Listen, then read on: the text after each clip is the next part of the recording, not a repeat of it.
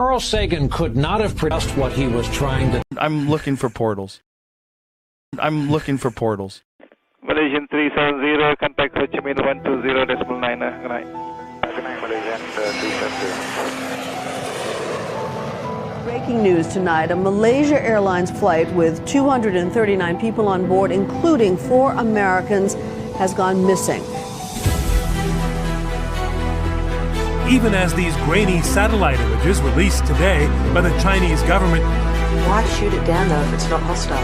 Our technologies permit us to manipulate time and space. Why the Americans would? They leave distance annihilated. This country is very powerful. Far more powerful than people understand. We have weaponry that nobody has any idea what it is, and it is the most powerful weapons in the world. Not even close.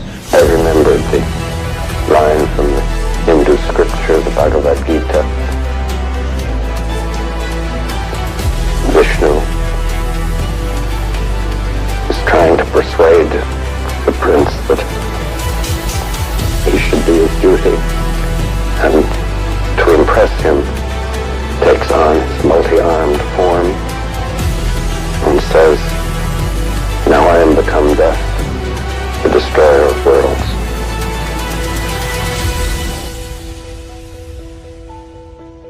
I suppose we all thought that, one way or another. We all thought that, one way or another, chat. Welcome, everybody, to the live stream. OMG, thank you guys for being here. Guys, my goodness, it is all going down. I have been watching and closely monitoring the MH370 search situation so that you don't have to. And the reason why you haven't been hearing anything about it over the last several weeks or even months is because they found absolutely nothing and they ran away in disgrace, and they don't want to say anything now because it would be a huge letdown after this whole, here, if we don't find anything, you don't have to pay contract that they did. So earlier today, I was listening to Geoffrey Thomas, who's one of the co-collaborators with Richard Godfrey in the Whisper analysis, which I hear from all the time. And this guy's having a full-on struggle session about MH370. The families aren't getting any answers to their questions. They've gotten no responses. It's disgraceful to the families that all these conspiracy theorists that are going out there saying things haven't been able to be shut down because there's no information. And I'm just sitting here going, are you for real, man? Are you for real? Honestly, chat, I'm starting to get radicalized. I'm starting to believe that the Goyim don't deserve this technology. These are supposedly the intellectual thought leaders of the investigation who aren't even close to figuring out what happened to the plane. And I'm looking at the views on this, and they're getting like these 15-minute videos where they say nothing except for how much they've failed. They're getting like 30,000 views. I'm going, who is watching this? How stupid are people? So I thought tonight, let's just go ahead and explain how portals working. Yes, I'm going to just call it a portal because, frankly, you haven't really earned the right to call it a wormhole. If you're still thinking about finding Boeing 777s in the South Indian Ocean, then we've really got to put the training wheels on it for you. So sure, just think of it like a portal, like in the Marvel movies with Doctor Strange, portaling things away, if that makes it easier for you. Or, you know what? If you're a Zoomer out there, I'll keep it real simple what happened to MH370 for you. China was gesturing some microchip engineers. America came in and frame mogged them, then portal maxed the plane. This spiked China's cortisol, and then it led to generational aura loss from China. Does that make it clear? Maybe there's some hope for me, chat. I thought I had given in to boomerism, but I can still speak with the Zoomers. There you go. Okay, hope that made sense. Now for my followers who have more than a room temperature IQ, I want to go through how it is that a wormhole actually works. Some of you may want to understand this. First thing you need to understand is that there is an extra dimension. A lot of people are going to argue whether or not you would really be an extra dimension if we need to have an extra dimension for this to work. End of the day, I don't care how you visualize it. I don't care how you explain it verbally. But there's an extra missing ingredient, and that missing ingredient is space-time itself is not empty. It's more like a structure, like a matrix. Like imagine this screen chopped up into little cubes. So, first things first. Where's my video? Here it is. We're going to listen to a little Oak Shannon because some of y'all need an education. Oak Shannon, Department of Energy nuclear physicist, presumably worked on nuclear weapons. He's probably not allowed to talk about that. As we learned from Salvatore Pais, you can't talk about the stuff that you work on legally. Here he is talking about Oak Shannon. Now, this is almost to me as big as the Gorgon stare thing. So listen up closely to the next 3 minutes here. Nuclear weapons school without knowing the basis of what he was teaching. And so he took E equals mc squared, Einstein's famous equation, basically went back to the basics and developed what had to be the yield, the nuclear yield of certain Navy weapons. What he discovered was that the yield of those weapons was about 150% of what the Navy was saying that it was. Now, that doesn't sound like a problem, but it's a problem if you're storing those devices, especially if you're storing those devices on a heavy steel ship below the waterline, because what you have on either side of the storage of these weapons is you have a neutron mirror. Neutrons, if you ever, if a fire breaks out and you cook off a low order nuke, or it just gives you a little bit of fissile material or fissile action, then the neutrons will bounce back and forth across that space in between the two bulkheads of the ship and the water. And that will cause a terrible problem. And he pointed this out to a collection of high Navy brass and elevated nuclear scientists in Albuquerque, New Mexico, long ago. And basically it was Willie Williams, and his little Sears calculator against the collected wisdom, supposedly, of Los Alamos and Sandia laboratories and the top Navy brass. And he proved to the brass at least, that those scientists had not sharpened their pencil properly, that they were wrong and he was right. He was the only one in that room of all those people who was holding forth with those ideas. Well, I got him to thinking that, well, my goodness, if the Navy and these two national laboratories were that wrong on something that fundamental, then what's to say they're not wrong about a whole lot of other things? And so I'm going to play the second half of that, but that's the first half. Point number one. Here's your education. Hard physics educations from Ashton Forbes. Number one, a guy named Ferris Williams corrected the thermonuclear weapons calculations. Just let that sink into your brain for a second. A guy named Ferris Williams, once upon a time, he was a military guy. That's how he got involved in it. Literally corrected our thermonuclear weapons calculation. It wasn't off by a little bit. It was off by 50%. 50%. That's a lot of difference. The Navy brass had to admit that he was right. He won with just a calculator and his brain. An old Southern boy. And lastly, not only did Ferris Williams win, but this whole experience radicalized him. He realized our understanding of physics was incomplete.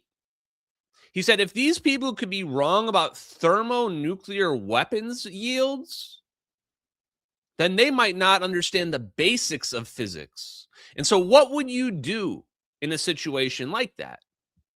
Simple. Start at the basics with first principles. What does that mean? When people ask, what does first principles mean? It means start at the foundation. What is the most basic thing we know to be true? Throw away all the rest of your assumptions and just look at the experimentation.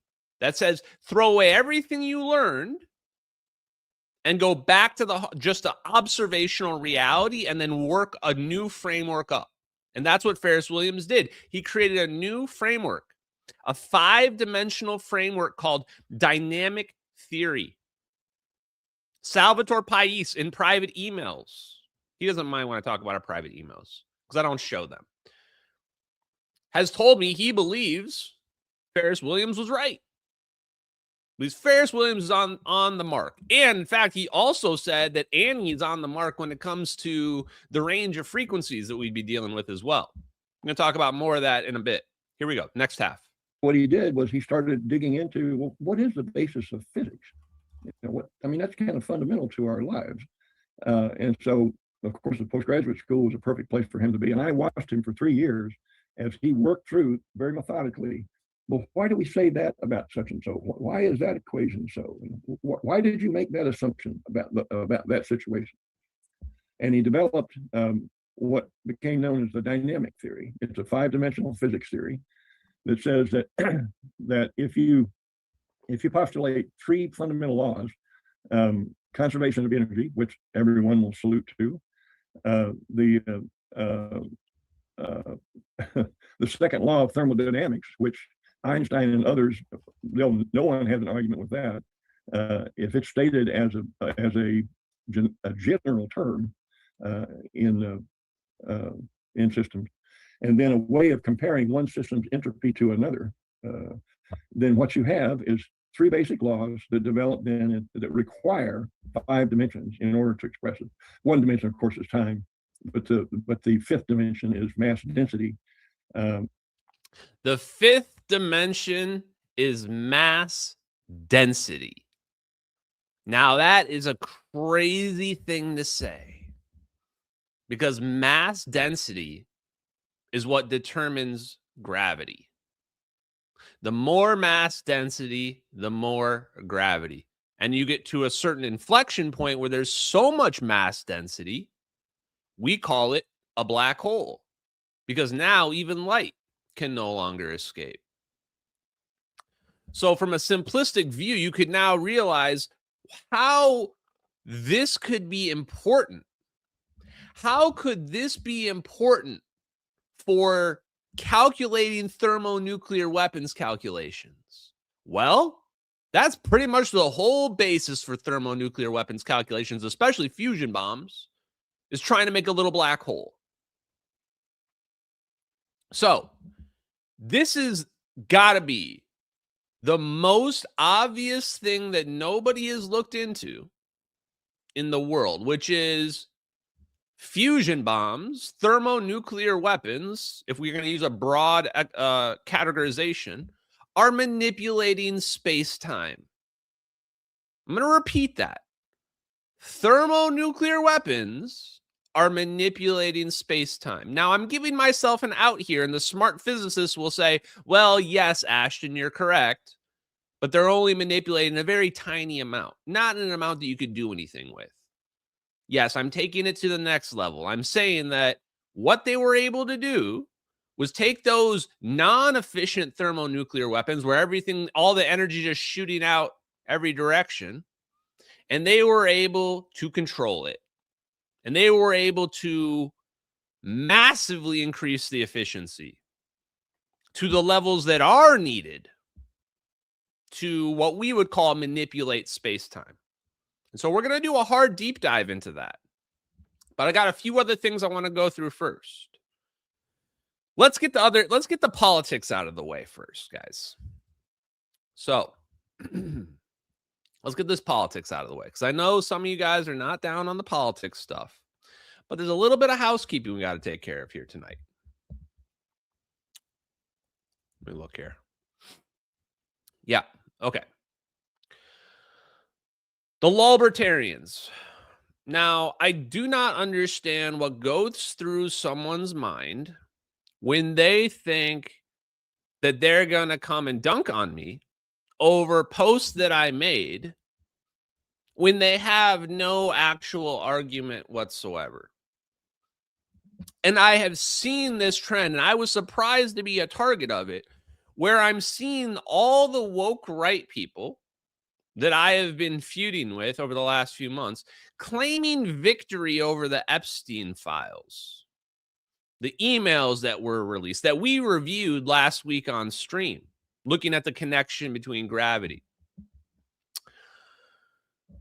For some reason, people are claiming that this somehow is dunking on anything I've ever said, and I do not understand what their core argument is, because the post that I made about this, that they were attacking me about, made 3 claims: that libertarians are racist, they're conspiratorial, and they're emotional. And I stand by those claims. I will defend them here very briefly.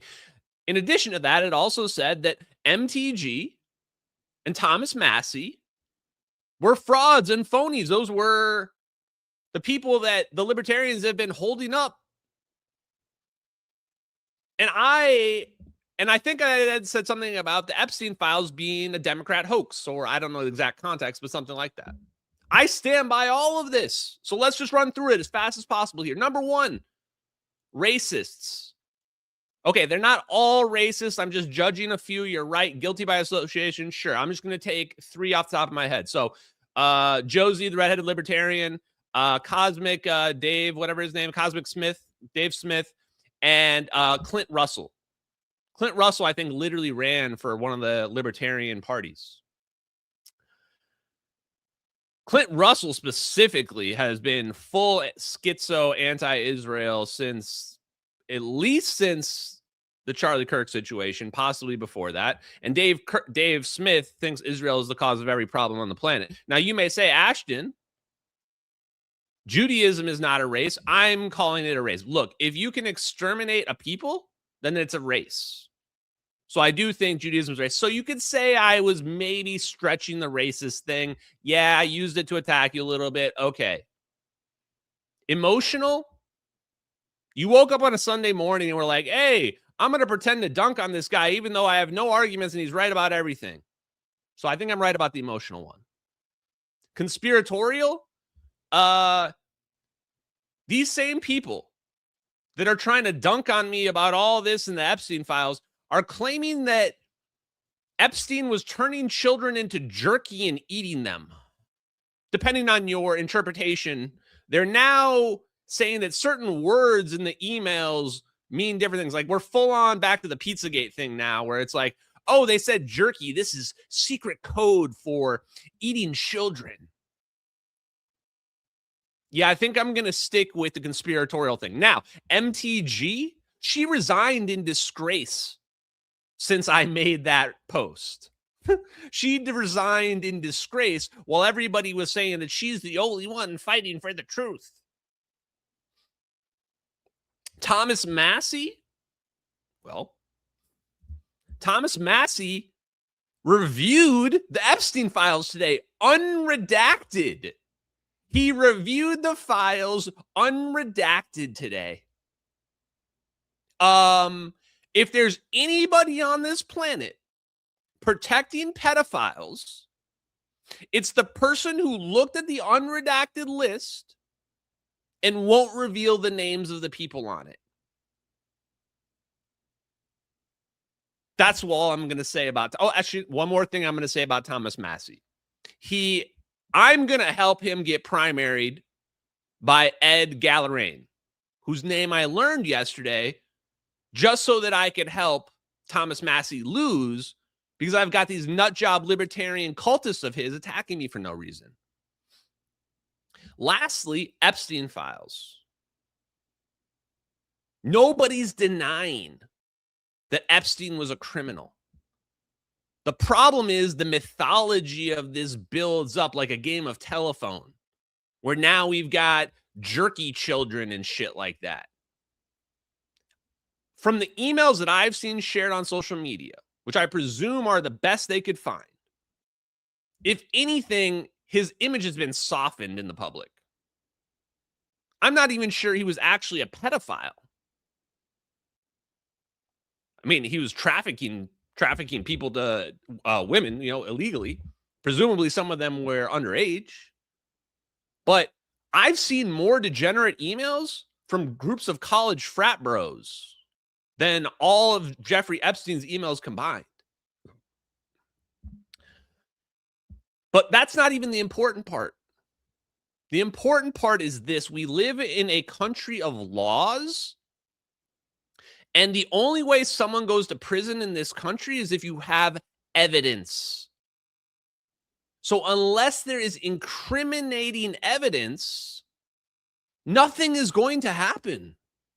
And what I'm sure about is I saw nothing incriminating, although I'm not a lawyer, in any of the emails that have been put on the internet. Not one thing that is incriminating. There are certainly a couple emails that are sketchy, but we don't know the context. But nothing that's going to put anybody in prison. So unless there's more secret evidence that we haven't seen, then I don't know how anybody can be claiming a W over what was released. Because I do believe that women were being trafficked as basically as prostitutes to powerful people to, what do they call it, compromat them, basically compromise them and get incriminating information about them so they can be used in the future. But I don't see any of that evidence in anything that came out or anything that's going to put anybody else away. Now, like it or not like it, that's my take on the situation. So I don't know. Next time someone's going to come and dunk on me, at least have it be about something that is real, and at least come with actual arguments, not just, how are you feeling about this now? Pretty good. Did something happen? And then be like, oh, you're so salty. What are you talking about? I'm salty because you won't answer what I'm supposed to be dunked on. There you go. Okay. That's the last of the politics for tonight. Oh, no, there's one more thing. Forgot. Here it is. Elon Musk. This is for you, Elon. Elon Musk has given up on Mars. It's all over Mars, bros. It's so Jover right now. Mars is done. Ashton was right again. Who said we were never going to Mars, chat?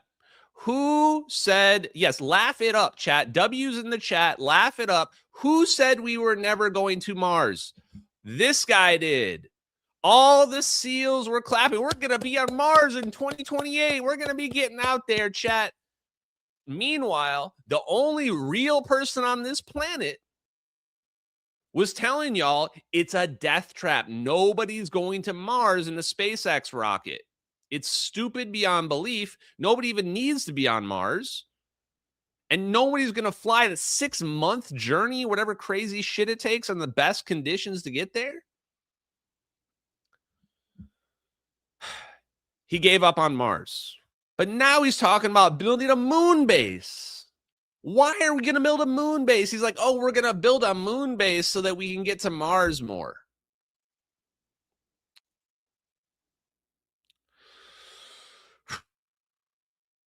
The only reason to build a moon base is to harvest the helium-3 on the moon. And we don't even need to do that because we've got boron-11 and lithium. We have 2 other perfectly good aneutronic fusion fuels, so we don't even need the helium-3 on the moon. Let China have all the helium-3 on the moon they want. They can go harvest that for days. I can't see any world in which, with our current technological paradigm, it could possibly be efficient to harvest anything outside of Earth. We're going to harvest it on the moon and bring it back in your shuttles? How expensive are those shuttle trips? What are you talking about? And this is the same reason why Elon Musk, and I see the other like pseudo intellectuals jumping on this. We have to have AI data centers in outer space.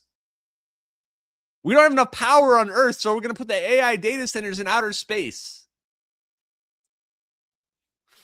Are you simple, son? Have you even considered the first thing about what you're saying with your words right now? Let's just walk through this. Even if, and I'm going to be as courteous as possible, even if we could build the data center on a rocket that we could shoot up into the sky already ready to go, it needs to have an onboard power plant that can't malfunction. So you have to have solar and a battery system to store it all the time for those moments in which the Earth is blocking the sun or whatever. Maybe even put it super far out so that it doesn't get blocked by the Earth that much. Even if we could do all that, think about how expensive it would be to shoot it out in outer space. It's going to be more expensive to get it into outer space than it is going to be to build it. And the technology, you've just put hardware into outer space, it's going to become obsolete. Computer technology doubles every few years. What are we talking about here? How are you going to replace it in 5 years when it's now obsolete? All the hardware up there is obsolete. What are you going to do? And what are you going to do when you have to maintain it? What are you going to do when something goes wrong? Now you've got a data center at L1 orbit or whatever it is, a high Earth orbit or some crap like that. How are you going to maintain that? Are you going to send your nanobots out there to go repair it? The problem I have is, why are we wasting all this mental energy on all these stupid ass ideas that have no practical purpose whatsoever, when what we should be doing is working on the basics? Better propulsion mechanisms. Better propulsion mechanisms, aka warp drives, aka wormholes, aka magnetohydrodynamics. We've hit the wall when it comes to rocket technology. It's simply not going to get any better. So I hope Elon wakes up, because we can't even explain what gravity is. We have to make up fake things like dark matter so that we can keep classic physics alive on life support. And you're worried about trying to build moon bases and go to Mars. Meanwhile, you can't even explain what gravity is and how it works. Let's work on solving what gravity is before we go to the moon bases. Ironically, Jeffrey Epstein was very interested in what gravity was. He was even getting forwarded papers by Sabine Hassenfelder about quantum gravity. Just keep that in mind. Okay, we got all the politics out of the way. Back to the science, chat. Let's kick in. Let's start here with, oh man, I had a few more jokes too to dunk on Josie, but she's getting off easy tonight because I'm in a good mood because I want to talk about portals.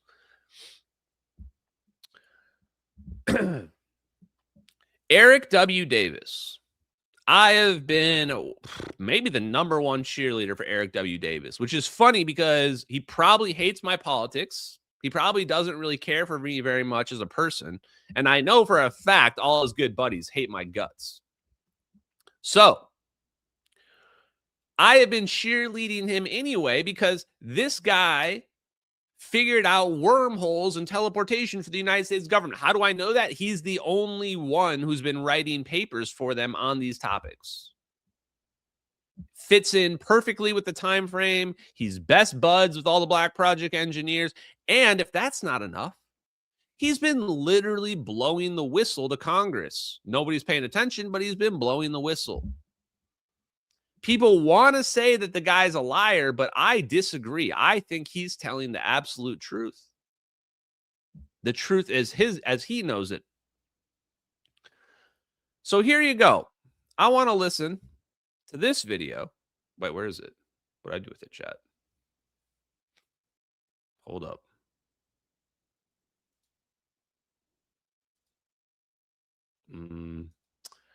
When I say this video, I mean, I've got it here somewhere. Oh, here it is. Okay. There's a new Soul video. I think if you guys have watched my stuff, you'll see that we have talked about this Soul Soul conference that has interviewed Eric Davis several times here. Now, I want to skip ahead here. I'm just going to go to like part of this way in here. Anyway, spoiler, here it is. He briefed President Bush Sr. Okay, let me just pull it together here. Eric W. Davis, the guy that wrote the papers on warp drives and wormholes, briefed President Bush Sr., the one that was the CIA director.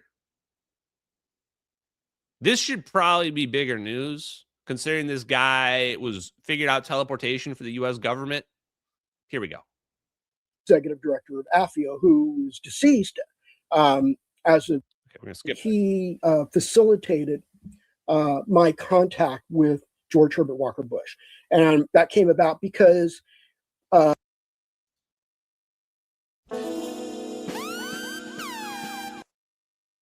No. This deserves both.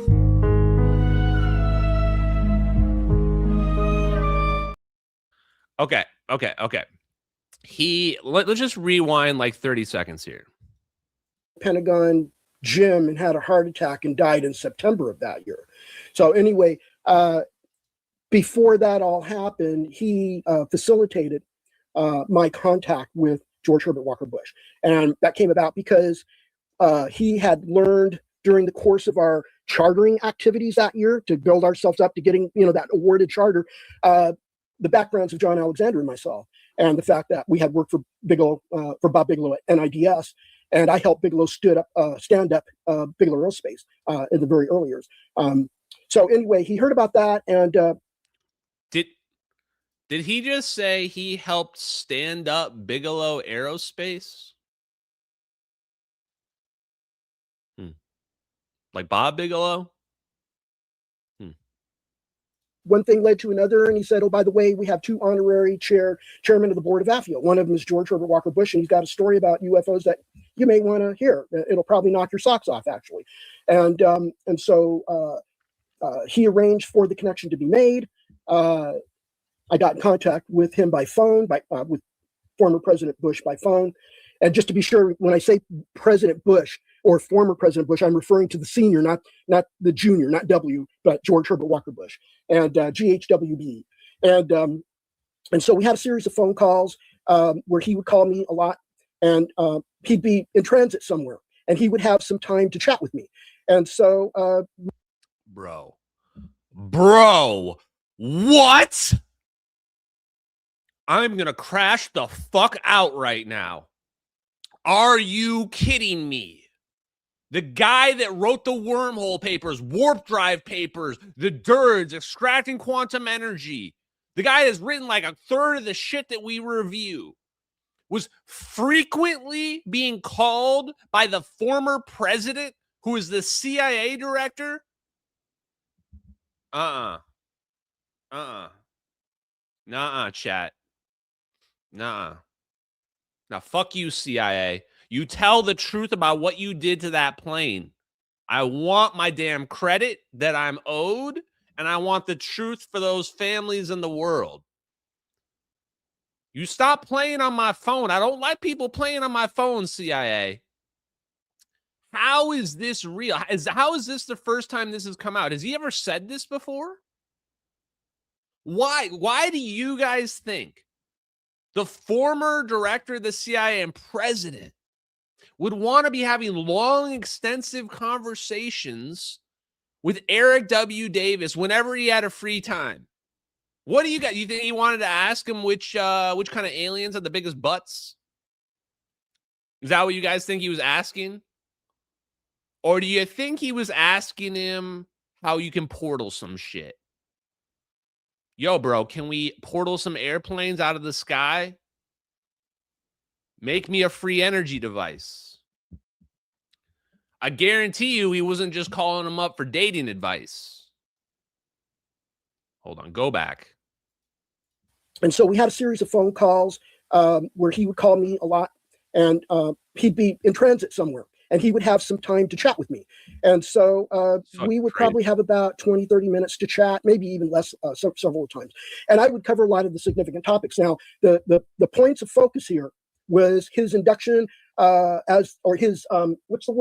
his confirmation as the new CIA director in the Ford administration. And so he's now the incoming CIA director, and he's now being officially briefed by his directorate chiefs. Those are the deputy director of the Directorate of Intelligence, Science and Technology, operations, this and that and the other thing.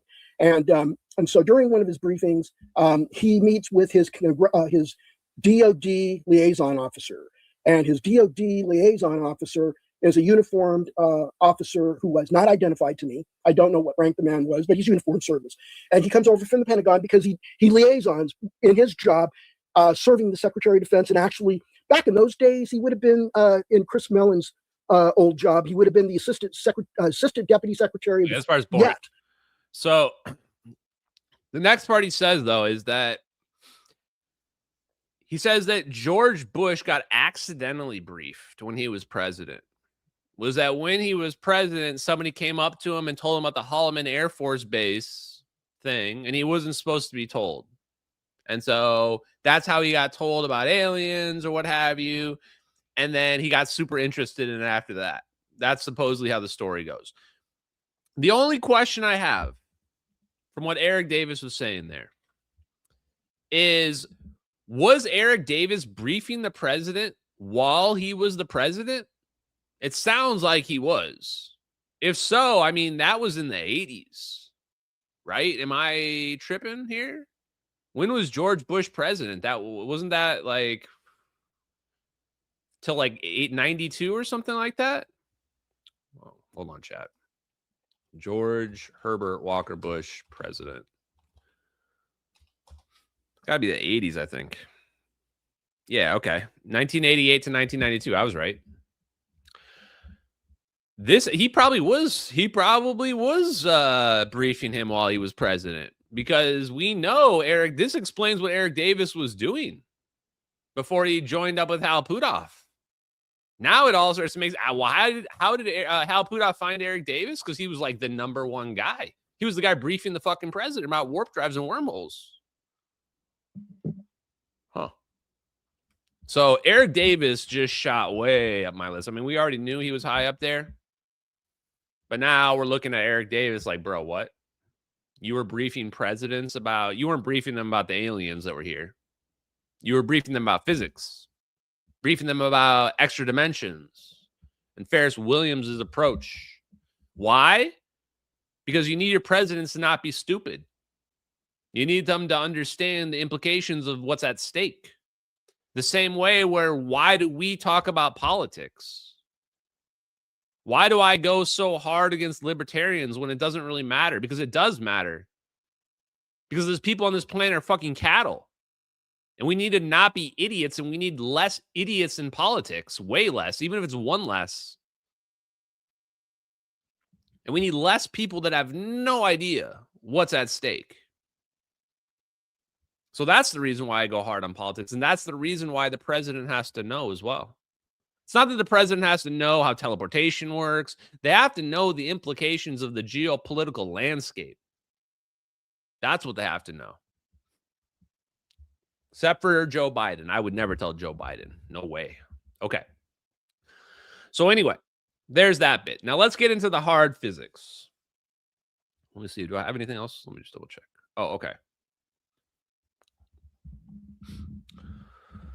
One more thing that Sal pointed out that I thought was really interesting was he said, after he watched my Ani video from the other live stream last week, he said, check out slide number 4 on my presentation here.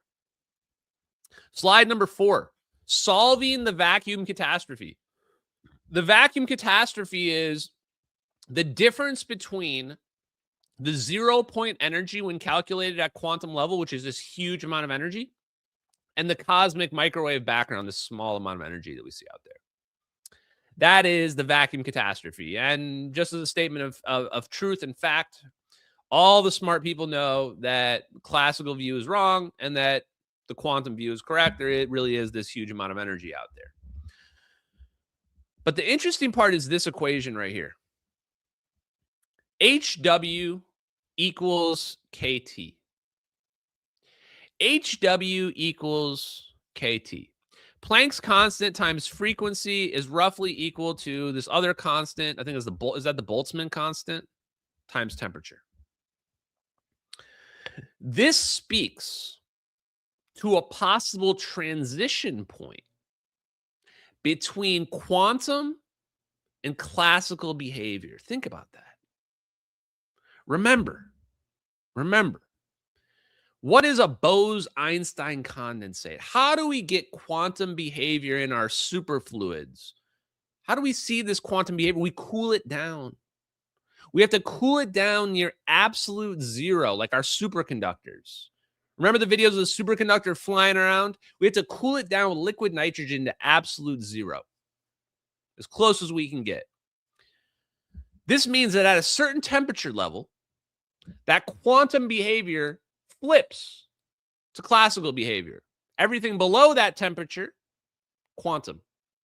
Everything above that temperature, classical.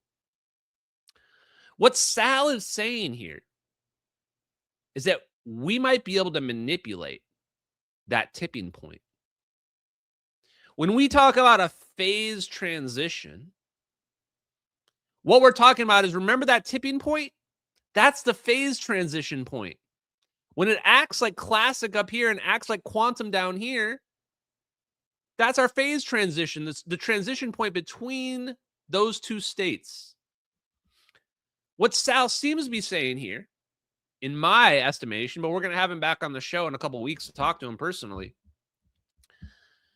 is that if the quantum energy overtakes the thermal energy, then you're going to see quantum behaviors. If the thermal energy overtakes the quantum energy, then you're going to see classic behaviors. So this could imply that if we were to somehow manipulating the frequency could have an impact on shifting that phase change, causing that phase change to happen. I just thought that idea is pretty interesting.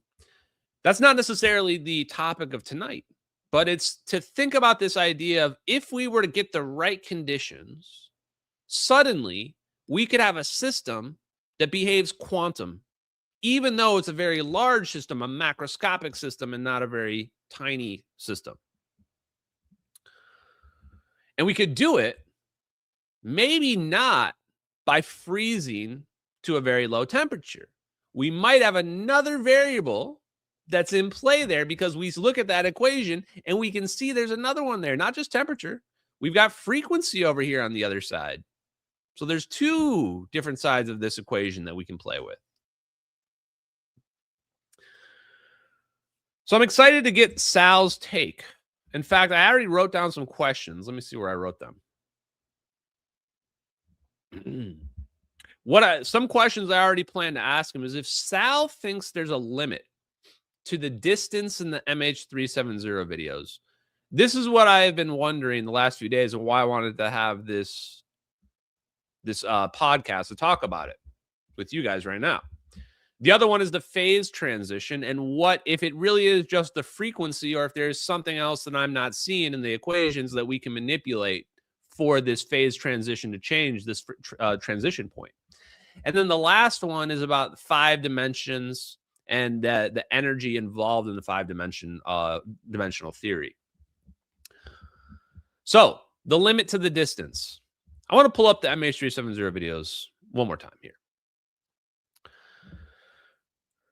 I'm ready to make some additional determinations based on what we're seeing in this video. And they should have been obvious from the beginning. This must be a teleportation event. This is not an annihilation event. Why? Why? The orb spinning vertically around the plane. That has always bugged the shit out of me. Look at the orb spinning in every direction around the plane. Perfect triangle formation. Perfect triangle formation. But the reason why they spin vertically around the plane is because they're accounting for the aerodynamics of the plane itself. Otherwise, why don't they just keep spinning like they were spinning? Why do they flip to vertical like that right there? Why did they flip to vertical like that right there? Because they're accounting for the aerodynamics of the plane. Otherwise, even if it's a teleportation event, there's no reason for the orbs to spin vertical. Spin horizontal. If you can teleport, you should be able to spin horizontally around the plane to make it disappear. That's how we know it has to be teleportation, or at least they're trying for teleportation. Why? Because we also know, one of the questions people would ask me is the plane coming out at the same speed that it went in? The answer is yes. Yes. 100% yes. That plane's not coming out at a stop. That plane is coming out the same other side, the same exact speed that it came in. And that means that when you teleport the plane, you have to be spinning vertically around it. Because if you're spinning another direction, you might teleport the plane sideways. You might rip the plane apart because the plane's trying to fly straight. So if you start putting forces on the plane left and right, you could rip the plane apart. I am absolutely sure about this. And the other question that I have, if I pull the video back up here, when looking at this, the other big question that we all wonder when we watch this, are there orbs on the other side? Will Ashton have to change his name to Ashton 6 Orbs? I'm still not 100% sure about this. Because part of me thinks they might be able to just engineer a frequency that spits that plane out wherever it winds up. But I'm still strongly leaning towards there being a connection on the other side. Something else that this is connected to. Why? The same reason. Look at the vertical spinning around the plane.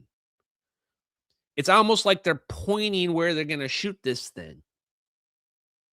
Right? Why are they spinning vertically like that? Because they're either shooting it forward or they're shooting it backward. Otherwise, literally any other angle around the plane would make more sense. Now, you could argue that they can move it anywhere and they just want to make sure that the plane's coming out and going forward. Maybe. But it seems to indicate that this plane is going backwards because we have a second video. Look at this. This is screenshots from the second video. This is one frame before, and then one frame after. You can see the reflection of the plane shifted off to the right a little bit. That's one frame difference, by the way. One frame. So we have some evidence that this plane literally is going backwards, physically going backwards from that perspective. Okay. Now that we know that, take a look here.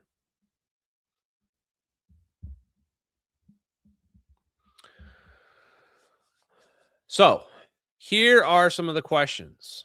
What are the limitations on this teleportation? How does a portal work?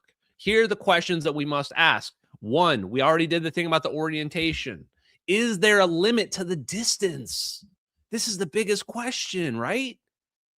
If we can teleport, if we need warp gates on both sides, or if we don't, is in either situation, can this work to the moon? Can this work to Mars? Can this work to another galaxy? Or does this only work at short distances? We had to make sure that it's not interfering with the plane's flight. That gave us the clue that this plane is going to come out with the same inertia that it came in with, like going through a doorway. And then, does the plane go to the past? Does the plane go to the present? Or does the plane go to the future?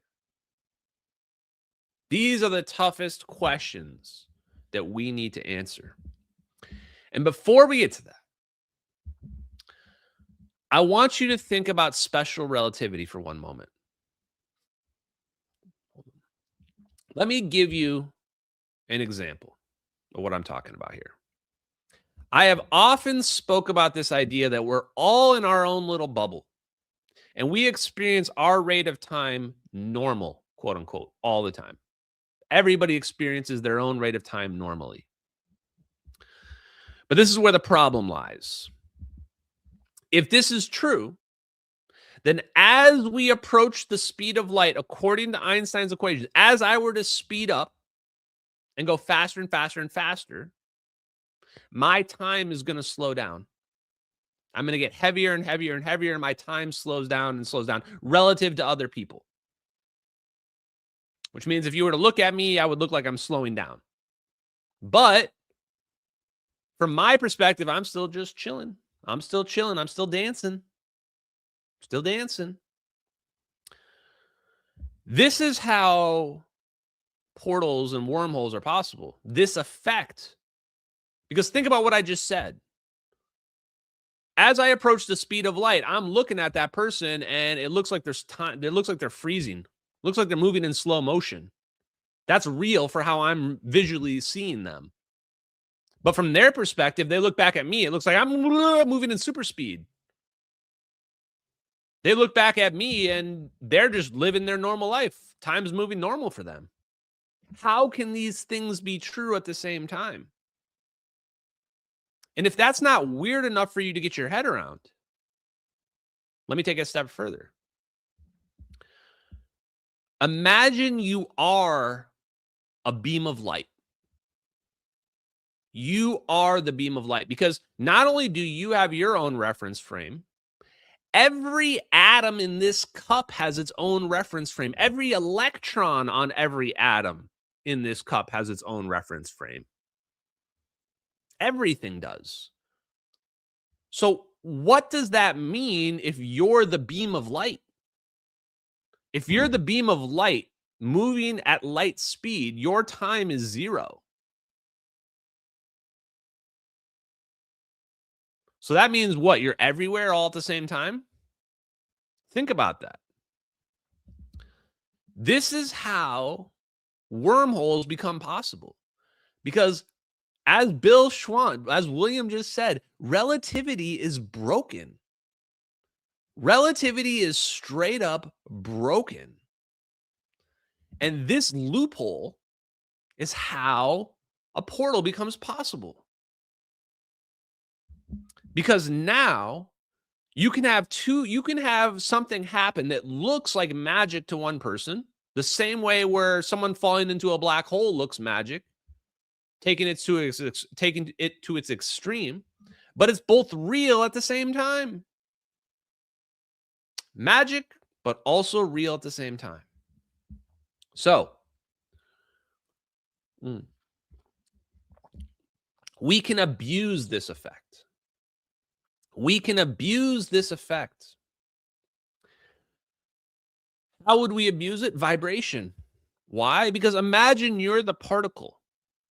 And imagine I'm going to move these particles super fast back and forth. Now, those particles looking at each other, they're going to be seeing that effect constantly. And they're going to act like they're seeing that effect because they are. Because to them, it's real. To them, this particle moving away faster than the speed of light is real. This is why the idea of vibration is so important. Now, let me play one more clip before we're going to do a Grok deep dive here. But before we do that, I want to play this clip of Charles Chase, the GOAT. The GOAT, Charles Chase, guy who knows all about this, knows the ether's real, knows about the 5D, 5 dimension. I'm sure he knows about Ferris Williams and everything else. I went through just for you all because I wanted to have this clip just for all time. People thought. Chat. Science is wrong sometimes. And sometimes the smartest thinkers who won Nobel Prizes get made to look like a bitch. So here you go, chat. Enjoy. All along, people thought, have said things were impossible. You know, these are some famous quotes, I'm sure. Heavier than air flying machines are impossible, by Lord Kelvin, who seemed to think everything had been invented already. Rocket will never be able to leave the Earth's atmosphere. More recently, George Hellmeyer from, the famous Hellmeyer questions at DARPA, he invented liquid crystal displays at RCA, and Peter Debye, the Nobel laureate, came to visit him, and they were talking, and Debye told Hellmeyer it couldn't be done, it would never work. But at that time, Hellmeyer had already done it, and he couldn't show him because it was proprietary to RCA. But that's just an indication. And then just recently, Sean Carroll, who was a professor of physics at Caltech, and this kind of addressed all the things that are, kind of going out there.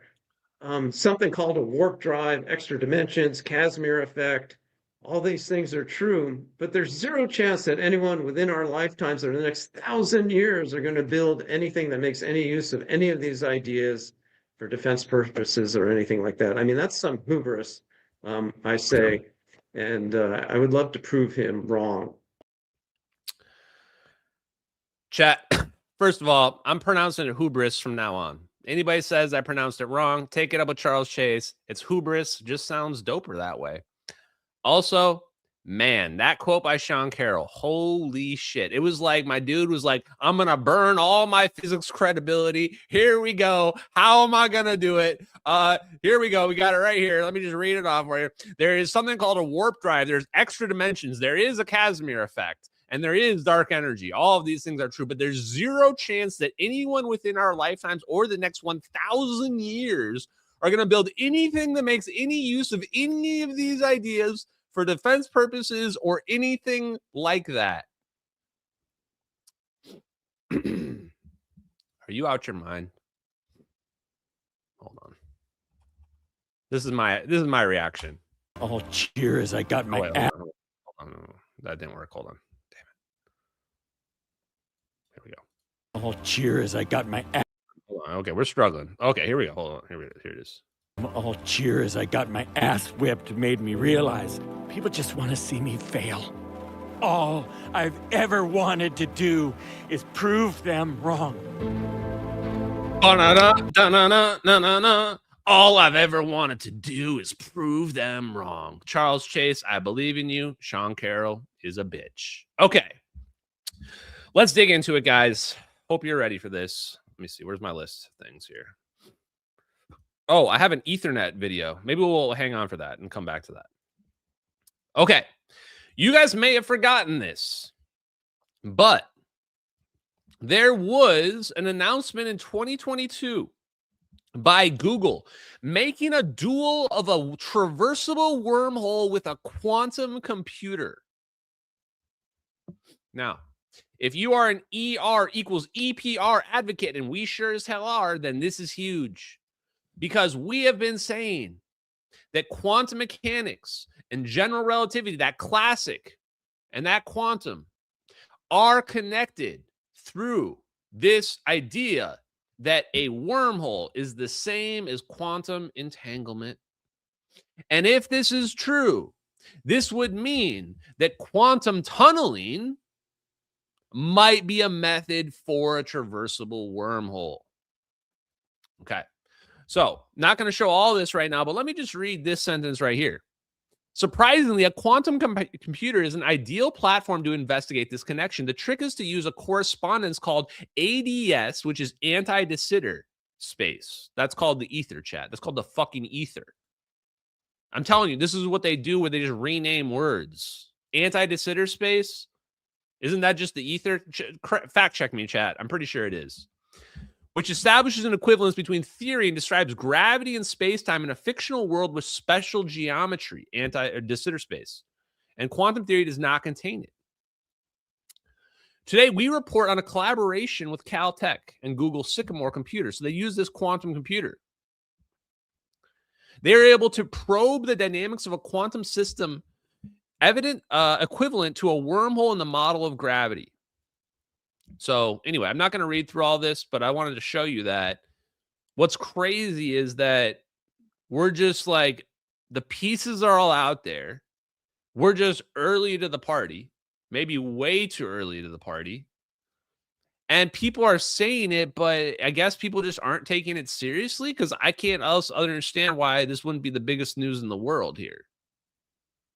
I mean, it's literally everything we're talking about. Okay. Before I do this, let me take a look at my history here. Okay, I think that's fine. Yeah, this is where I wanted to start. Okay, going to Grok. So we have our questions, and now we want to understand more about how these wormholes operate. And the first perspective I want to look at is John Kramer. You guys forgot who John Kramer was? Here's a 30-second video reminder of John Kramer and why he's related to this. John Kramer, even probably more important than people think he is, and people really respect him as it is. I'm talking about reaching the stars by accelerating a wormhole to very high velocities and shooting them at the stars, and using relativistic time dilation to get there almost instantaneously. So you fly through the wormhole? You send the wormhole there, send momentum-bearing particles through it to steer it around to where you want it. You land it, and then you expand it and get out and explore the planet. I see. That's a guy who I'm going to trust to build me a wormhole. Anybody that laughs like that, get all the money you want, bro. Build me some wormholes, build me some doomsday devices. You know, you got that supervillain energy down pat. You got it down pat, sir. Okay. So John Kramer has this idea. He, in my opinion, from what I've looked at, he's the world's leading expert on EPR experiments. So one half of our equation, EPR, Einstein-Podolsky-Rosen, also known as quantum entanglement. He's probably the world's leading expert on quantum entanglement experiments, which are all basically just a situation where you split a beam of light into two paths and then try to mess with one of the paths and see what happens. That's it. John Kramer says that the answer to all these weird things we see in these EPR experiments might be that we can cheat time travel. So John Kramer is theoretically going to give us the answer to, are we going to send the plane back in time? Are we going to send the plane to the present? Or are we going to send the plane to the future? And can we rule out any of those possibilities? So John Kramer's perspective, I'm going to give you the abridged version so we don't have to read through all of this just right now. And then we're going to get to the next part. Have I been looksmaxing? Thank you for pointing that out. Yes, when I'm done work and then when I'm done talking about portals, I usually take a hammer and I try to, looksmax it a little bit. then I read the looksmaxing dictionary to get ahead of all the verbiage for the Zoomers that are out there. No. So what John Kramer's going to tell us is whether or not this plane is going to go past, present, or future. Now, here, I have read a lot of John Kramer's work. And initially, and in fact, if you go watch my podcast appearances, I have stated that he said we could create a signal, a switch. So basically, we have our two paths. Our one path is our control path. We're going to see either a star or we're going to see an orange. Okay? We see a star or an orange. We know the other side is going to be a star or an orange. That's how this entanglement thing works. So John Kramer was saying, hey, technically, we can't send star or orange. We can't do that. If you try to send a message, the quantum entanglement breaks down. Can't do it. But what we can do is this one path. We've got our control path, our second path. Let's split the second path. In fact, we'll have a switch. We'll have a switch, and then we'll send it down one way, or we'll send it down another way. And if it goes down one way, we're going to measure it, which will cause the wave function to collapse. And if it goes down the other way, we're not going to measure it. The wave function won't collapse. So now we have a switch. If it goes one way, we have wave function collapse. Goes the other way, wave function won't collapse. So now if I flip the switch, now the control side should change every time I flip the switch. Genius. Because what did we just do there? Now we built an indirect way into the experiment to change the outcome without directly measuring it. Now we can send information. And I went on Tim Pool and I said, we can make a switch and do faster than light communication. It's possible. But John Kramer did a test. And this is where it gets very confusing. Like I said, I read through a lot of John Kramer's stuff. And in 2014, John Kramer did an experiment where he tried to test retrocausality using this switch mechanism. And what happened? What happened was nature got in the way. At least we're going to assume that his results are all above the board, that nothing was, messed with or no funny business going on. I trust John Kramer. So basically what he's saying is if you try to send a message from the future to the past by using this switch, somehow the control light beam just goes fuzzy. Doesn't send, you don't see a picture. You don't see the star. You don't see the orange. So what's happening is he's saying is that nature is basically getting in the way. And he says we have you have to look at quantum mechanics as a transactional exchange. Information coming from the future is meeting information from the past, and then a handshake occurs. And this handshake says, is this real? Is this possible? Yes. If it's possible, then it happens. If it's not possible, if it would violate causality, aka go back in time, then it collapses and it doesn't happen. And this is what I've been saying is that the main physicists believed that nature would prevent us from going back in time, that something would happen that would prevent it from happening. And that's what John Kramer's results ultimately showed. So, first thing that we've learned about portals tonight. Well, is this even the first? We may have already learned a few things. Another thing we've learned about portals tonight.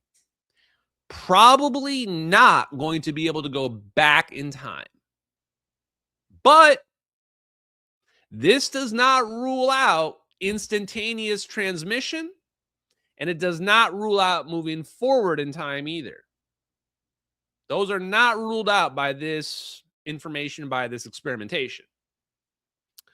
And we shouldn't rule out the idea entirely. Just seems, based on what we've seen here, unless we can come up with some other workaround, seems unlikely. There is one exception that may be a workaround that, from what I looked at, I can't find adequate answer by John Kramer, which is a thought experiment. 2 portals. Let's say I set up a portal here where the chat is, over here on this side, and I set a portal way over here next to the edge of the screen, and I can transmit instantly between these locations. But then, when I'm over here near the edge of the screen, I set up another portal, and that portal goes back over here, somewhere between the 2 locations. Now I've set up 2 different portal systems. When you set up these double portal systems and you're transmitting instantly between them, you could, in theory, set up a situation in which you go back in time, because each of these locations is experiencing a different rate of time. So that, the double hop or the multiple portal hop situation, as far as I can tell, is not adequately addressed for my liking. So this could be a loophole to backwards in time travel. Not sure. Or maybe nature just gets in the way and says, nope, sorry, can't do that. Not sure. Okay. So that is the first prompt that I basically asked. I gave you guys the abridged version right there.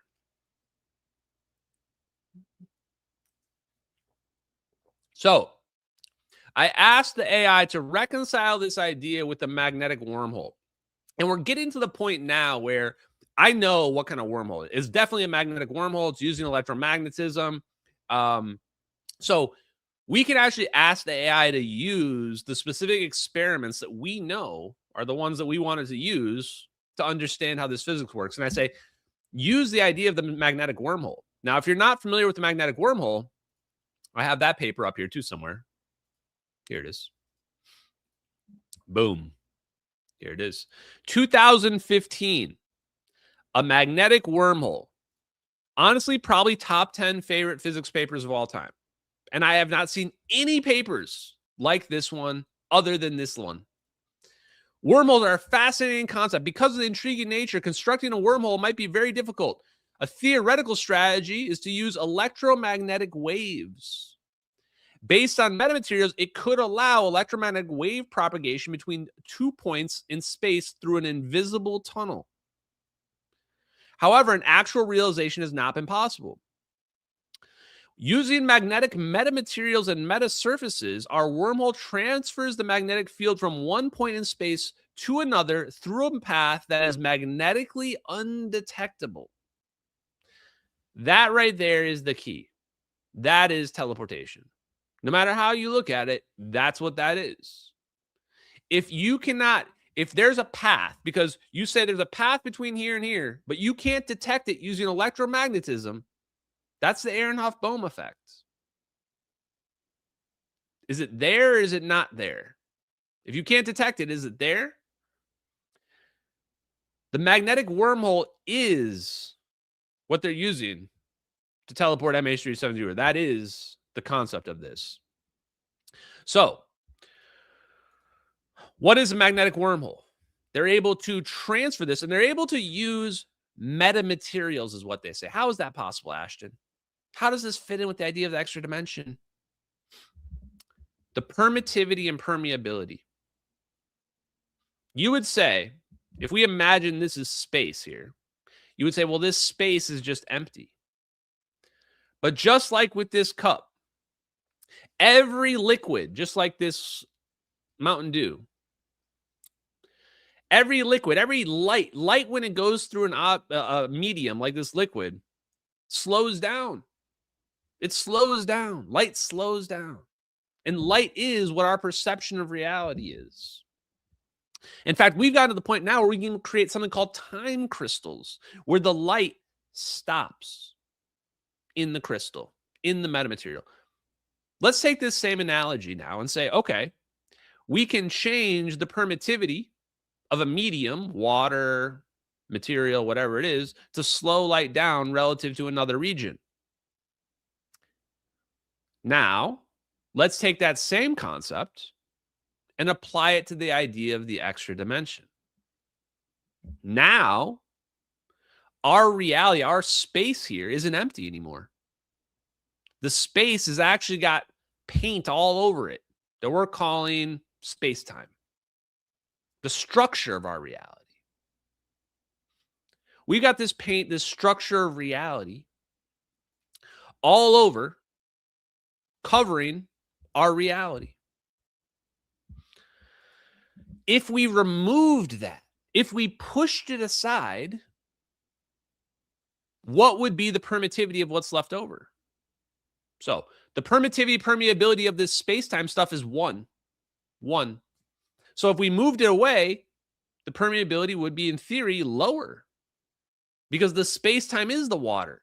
When I push the light through the water, it slows down. When I push the light through space-time, it slows down. If I move the space-time away, the 0-point energy that is the space-time away, the light's going to speed up relative to the other region. This is just density. This is just energy density. This is what Ferris Williams is talking about.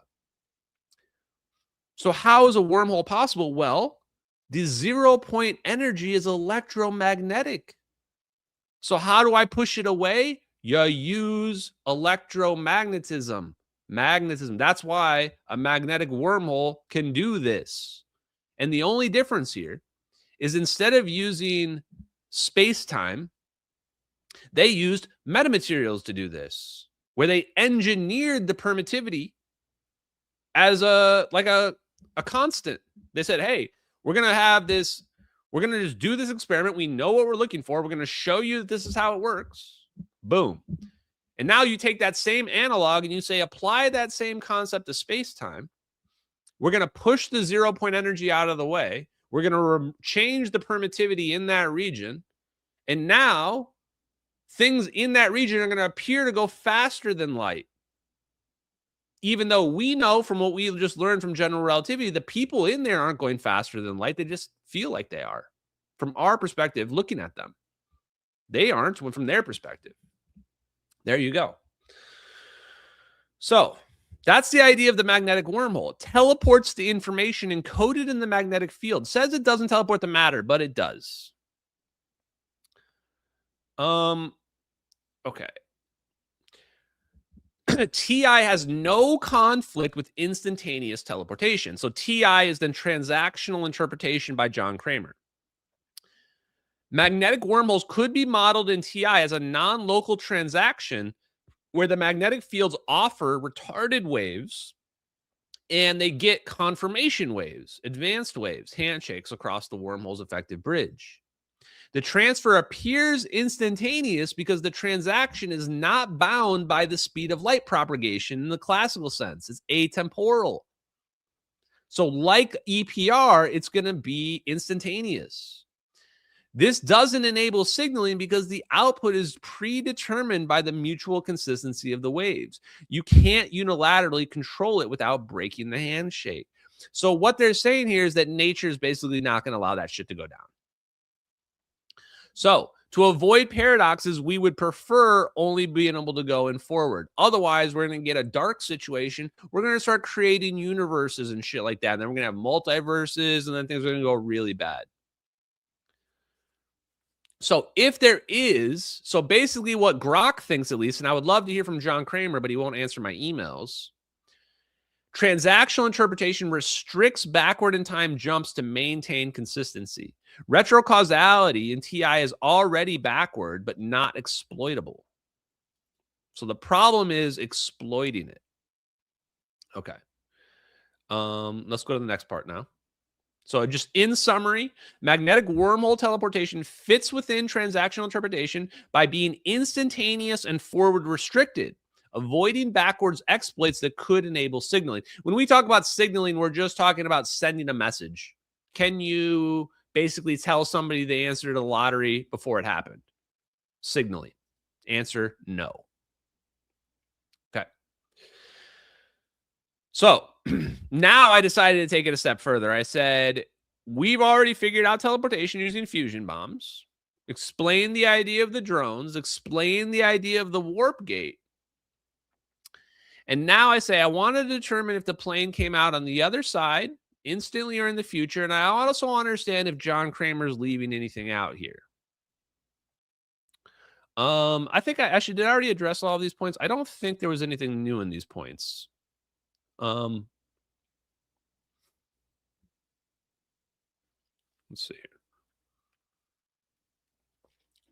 So what he says here is it's like quantum teleportation scaled up, where information reconstructs itself as destination via retrocausal confirmation waves. This fits with magnetic wormhole analogs, where field teleportation without any delay whatsoever. This offset scenario was wrong. I don't think the AI understood what I was trying to say here. The AI was thinking there might be a way to determine. Actually, this isn't completely wrong.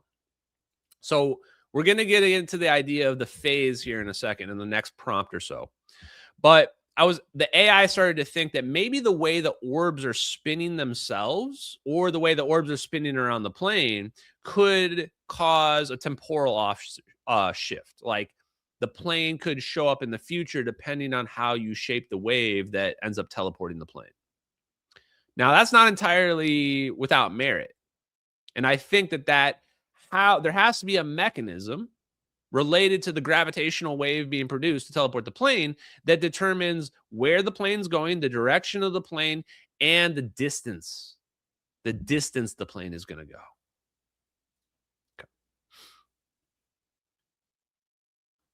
Okay. Multiple hops. Here we go. Let's address this point. Your idea of chaining hops to network backward displacement is intriguing, but constrained by TI. Each hop is a transaction. So what we're saying here is that it maybe the way that restricts it is that you can't have a portal that's open all the time, right? So here's another big thing in the MH370 videos. It's not a Stargate. It's not a Stargate that's sitting there and the plane goes and flies through it and it's still there afterwards. When the plane disappears, the orbs disappear too. Everything is gone. There's nothing to come back to. So these hops might be one-way hops only. And even if you were to go back, technically it's still a one-way hop because that portal is not open anymore. And if this is the case, this would prevent the multi-hop scenario because you could never go to the past no matter what. Even if you do multiple hops, you're still always going to do instantaneous travel. You can never teleport to the past. There you go. So that might resolve that problem for us. Okay, now it's going to start getting good. We're not even halfway through this yet, guys. I asked it to explain how phasing a gravitational wave works. I think it mentioned it in the previous post. Explain how two sides of a warp gate might phase match to determine the exit location of the plane in a teleportation event. Okay, so gravitational wave, think of it like a sound wave. It has a frequency, right? And a phase, where if it's up or if it's down. Like a pendulum. We have the inspiral phase, and we have the merger phase and the ring down phase. So this is like when two black holes are merging. In fact, I don't really care about that part. Phased gravitational waves in artificial or directed scenarios, speculative. I like the ones that are speculative. In more advanced or hypothetical context, phasing can merely deliberately syncing multiple gravitational wave sources, similar to a phased antenna array in radar or radio technology. Huh. Well, that's interesting. So I looked up what phased arrays do. In fact, I think I have it here.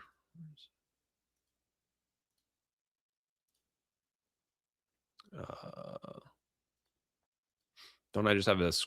Okay, well, we're not going to look at that at the moment. So the phased arrays are taking multiple radars and syncing them up so that they constructively interfere and amplify the effect. So it has to all do with taking your wave and shaping your waves so that they all collapse onto a single point to amplify your constructive effect. Now that's wild, because that's what we're seeing in the MH370 videos. When we see the plane converge at the end, it's phase, what do they call it? Phased array. But the phased array is focused at the 0 point on the plane. As opposed to when we look at a radar array, you normally see them lined up. You would normally see them lined up and they're shooting all in the same direction, and you're going to see their beams cross and constructively interfere. In this case, the phased array is pointed at the null point at the center. Almost like it's creating an invisible tunnel through the middle of it. So that's the idea of a phased array. I was going to watch that video, but I think we're going to run short on time on that. So we're going to just keep going with this then. Oops, wrong one. So an analogy, imagine several speakers are playing the same sound. If you time their outputs just right, the waves add up constructively in one direction, boosting the signal and canceling out in the other. So if you want to know how do you make a huge gravitational wave, well, there you go. If you want to make this huge scalar wave, you need to have all your waves cancel out in a phased array right at that specific point. But now we don't even need to be physicists to understand this part. How did I figure out the 4 orbs thing? Actually, it wasn't even me. It was Dave that figured that part out. But the 6 orbs thing, because everything in physics is equal and opposite. So I can imagine 3 orbs entangled to 3 other orbs over here. They're both doing the same exact thing. They're both in phase with each other, right? They're in sync. And they're connected. They're connected through an invisible thread that we can't measure, that magnetic wormhole. They're connected, but we don't see it. You can't measure it electromagnetically. And then at the point when they hit that phase transition, boom, where all of a sudden things become quantum, this is where they switch places because their phases are perfectly aligned. So it's like they're talking to each other. And when the singularity happens and the plane disappears over here, it's going to instantly reappear over here on this other side. That's how I imagine it going down. And you can imagine like a wave just going between the 2 points, connecting them. And that's why you're going to see these orbs spinning around the plane, almost like they're making a spiral cone around it. Okay, here we go. It says you could amplify or steer the wave's effects, making it stronger in a specific direction. This would be incredibly hard. Nuclear bombs or fusion reactors might cause a tiny one, but phasing them would require precise control over timing and positions. This is the craziest part, is that if you ask Grok or physicists, they would say, you can do this, but you'd have to have perfect control over your waves and the timing. And I'm going, that's what we're looking at. Did you not see that video where I showed you 3 perfect plasma balls in 3-dimensional space collapsing on a plane perfectly all at the same time? The only thing that does that is nuclear weapons. The only thing that does that is nuclear weapons, chat.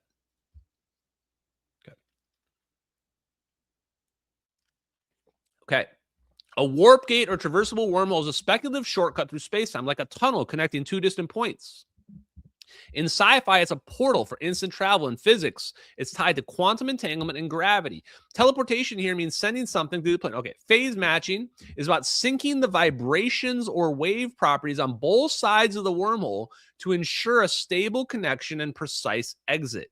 So to me, the more I look at this, I go, it has to be a connection on both sides. I don't think you can just have something on one side and not the other. Phase matching ensures waves align so energy transfers efficiently. So that's the point of phase matching. That makes sense because we need our plane to go there efficiently. If you link together a bridge in higher dimensional space, phase matching synchronizes their gravitational phases, like tuning 2 radios to the same signal so that it comes in clear. Exactly. Just like what I just said, right? How it works. Imagine a wormhole created by intense energy, your speculated fusion bomb. The orbs might create a localized space-time warp, acting as anchors for the entry side. I didn't tell it to say anchors, chat. The entry side's phase is set by the generating mechanism, aka the spin of the orbs around the plane. The exit must match the phase of this. So the exit side needs to match that phase. This could involve quantum entanglement, where particles are linked, or gravitational wave alignment, phased gravitational waves that lock in. In quantum wormhole models, phase matching is like a handshake. Determining the exit location, the match phase selects the exit. Think of it as like fitting a lock. If the phase aligns perfectly, the wormhole connects to a specific point, almost like a telephone, right, guys? In your plane scenario, the orb spin sets the entry phase. So the orb spinning has to be what's determining the phase. There's only so many factors that are going on in that video. The exit emerges where a matching resonance exists, perhaps preset location or one calculated from the phase gravitational beam. So we have not yet reduced down if there's orbs on the other side yet. Could be both still.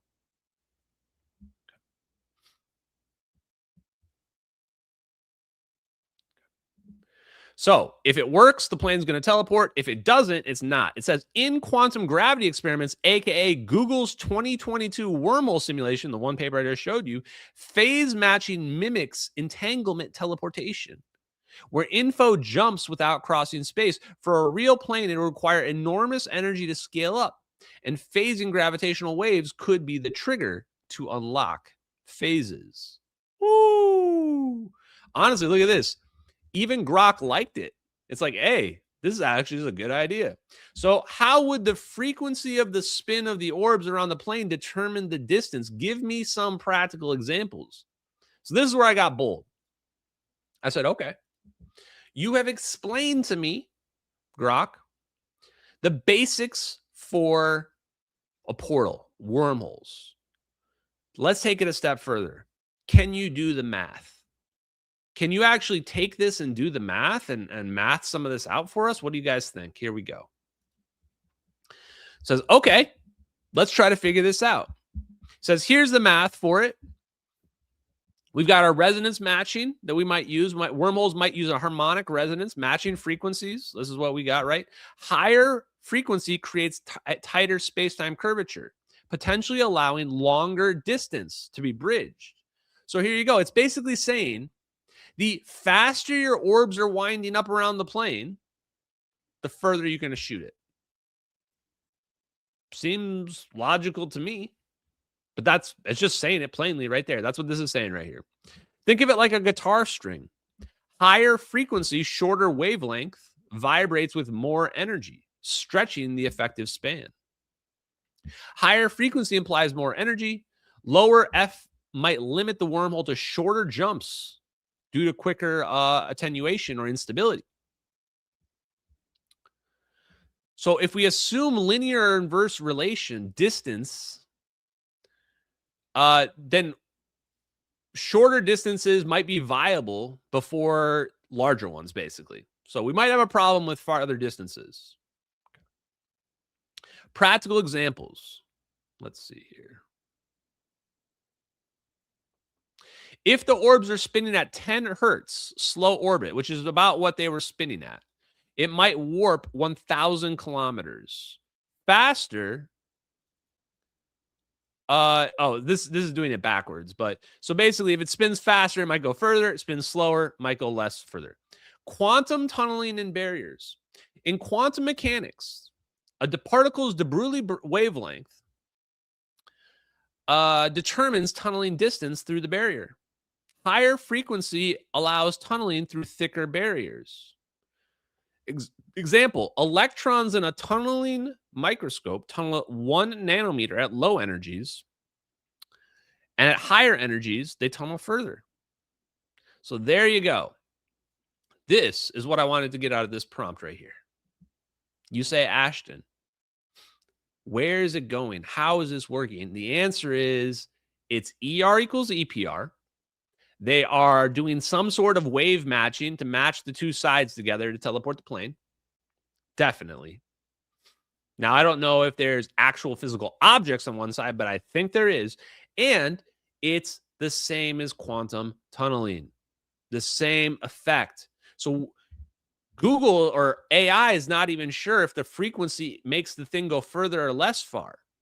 But we know because we looked at quantum tunneling. And if we look at quantum tunneling, the higher the frequency, the further you can tunnel. And now, what did we learn? What are we tunneling through? We're tunneling through the 0-point energy. We're tunneling through space-time itself. Space-time itself is made up of the 0-point energy. Tunnel through the space-time energy. Realize that the space-time is a thing. And now we can just do the math and figure out how much frequency do we need to spin our orbs around our plane to tunnel through the distance that we established. Is it going to be 1,000 kilometers? Okay, then the orbs need to spin this speed. If we're going to send it twice as far, the orbs need to spin this speed. It seems to be that simple. It's kind of crazy that wormholes and teleportation are really that simple. There's not that much going on. We just got orbs spinning around a plane, and then the plane's gone. Okay. Now, you also got to load it up with possibly with some lithium to make a fusion bomb, but, that's on you, chat. If you want to go risk that, it's on you. In electromagnetic waveguides, waves propagate only above a cutoff frequency. Higher frequency allows longer effective transmissions before evanescent decay. So, higher frequency seems to be the key. And this also fits in with Salvatore Pais. Salvatore Pais says there is possibly, when he says there might be this cutoff between classical and quantum mechanics, and he says Planck's constant times frequency equals, I think it's Boltzmann's constant times temperature. What's the key variable? Frequency. Frequency again. So what if turning up the frequency is actually allowing a quantum mechanical effect, which we're seeing as quantum tunneling? Putting everything together here, chat. So let's apply it to MH370. Who wants to solve MH370, chat, with fucking science? Science! Here we go.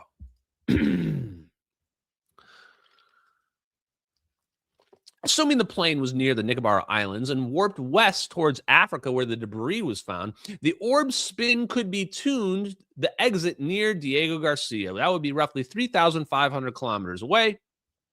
Or it could be the Maldives. Maldives is roughly 2,300 kilometers away. So the frequency estimation, Grok is able to estimate the frequency of the orbs. It says roughly 3 to 5 times in a 10-second interval. If you guys can do better and change this, please let me know. Put it in the comments in the chat. I'll check tomorrow, and we can even improve these numbers. So that would mean the frequency is 0.3 to 0.5 hertz. But if a plasma scramjet internal spin couldn't change this. Okay, let's keep it simple.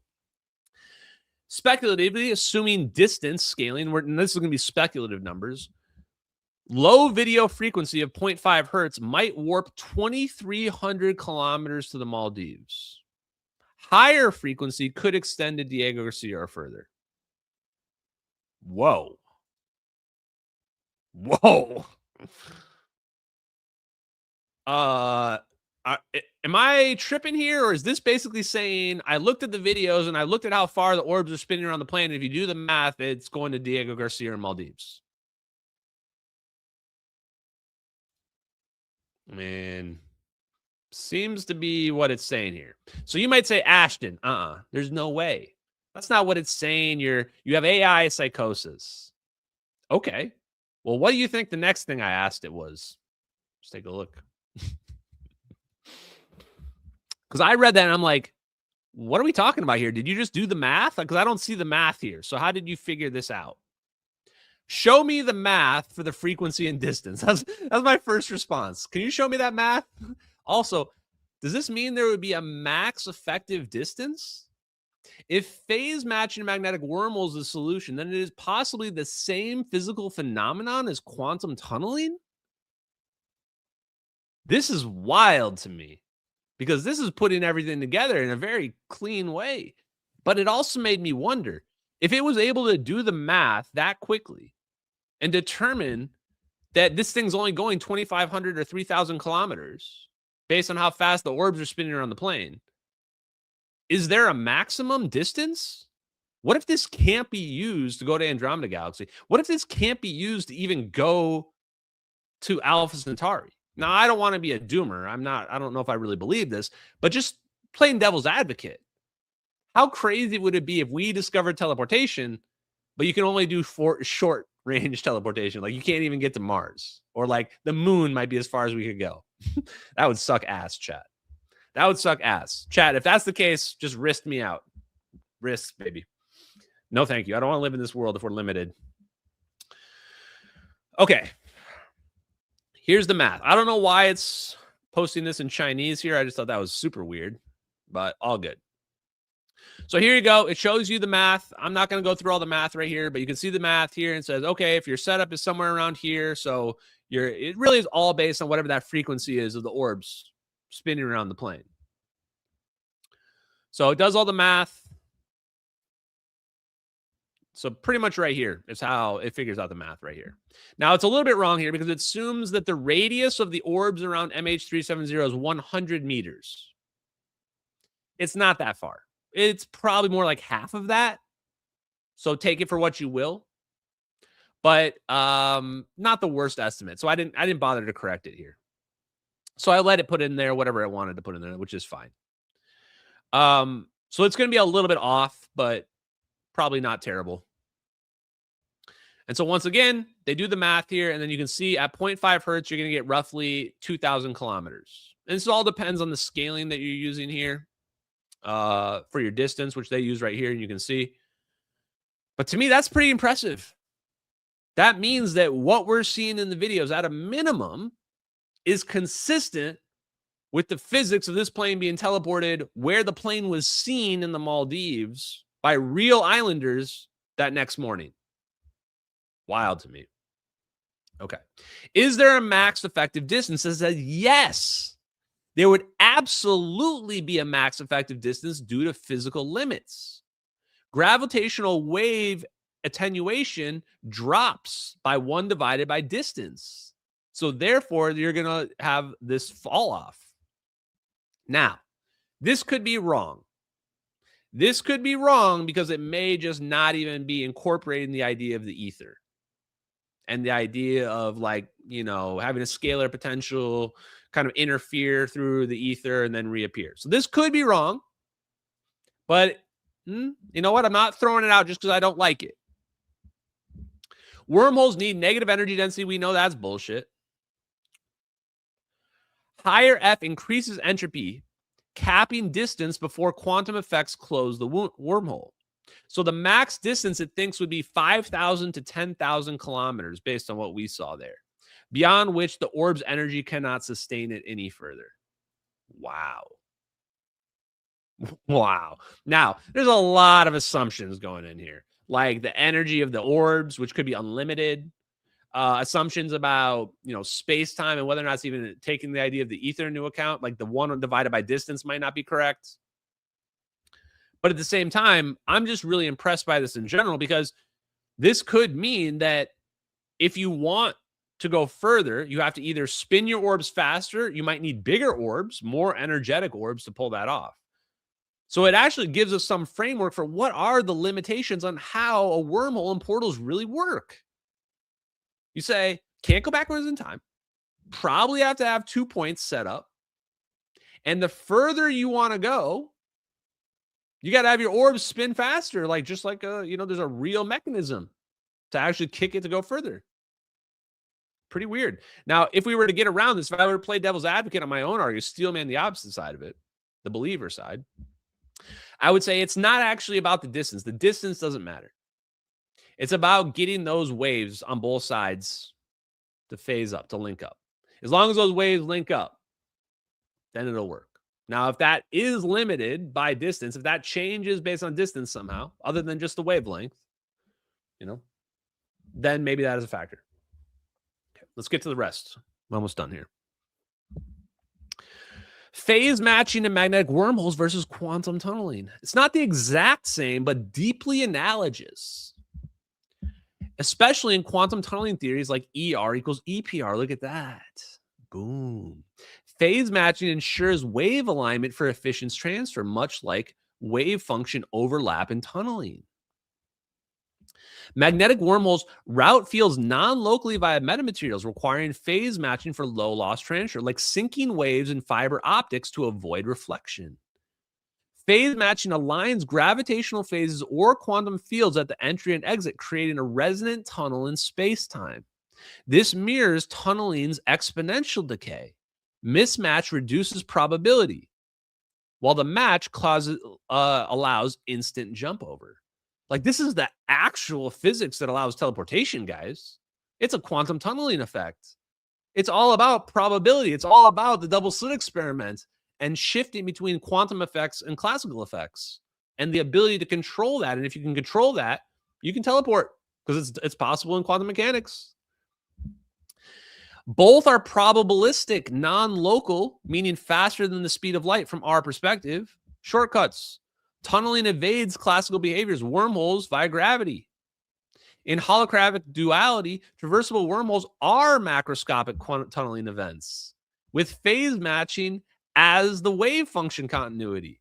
So there's literally already theories out there, holographic theory. This is how it works in holographic theory. Okay. Now, I think we're on one. There's only 2 more questions, and the last one's math anyway. So, what is the implication of 3 orbs spinning around the plane, perfect equilateral triangle that forms a sine wave pattern? The spinning becomes ordered and perfectly vertical to the axis of the plane, seemingly indicate the plane is being sent backwards. Equilateral triangle setup. 3 orbs positioned at the vertices of an equilateral triangle around the plane center. This is optimal for symmetry in physics. Remember, everything has to be phased. All the waves have to be perfectly precise.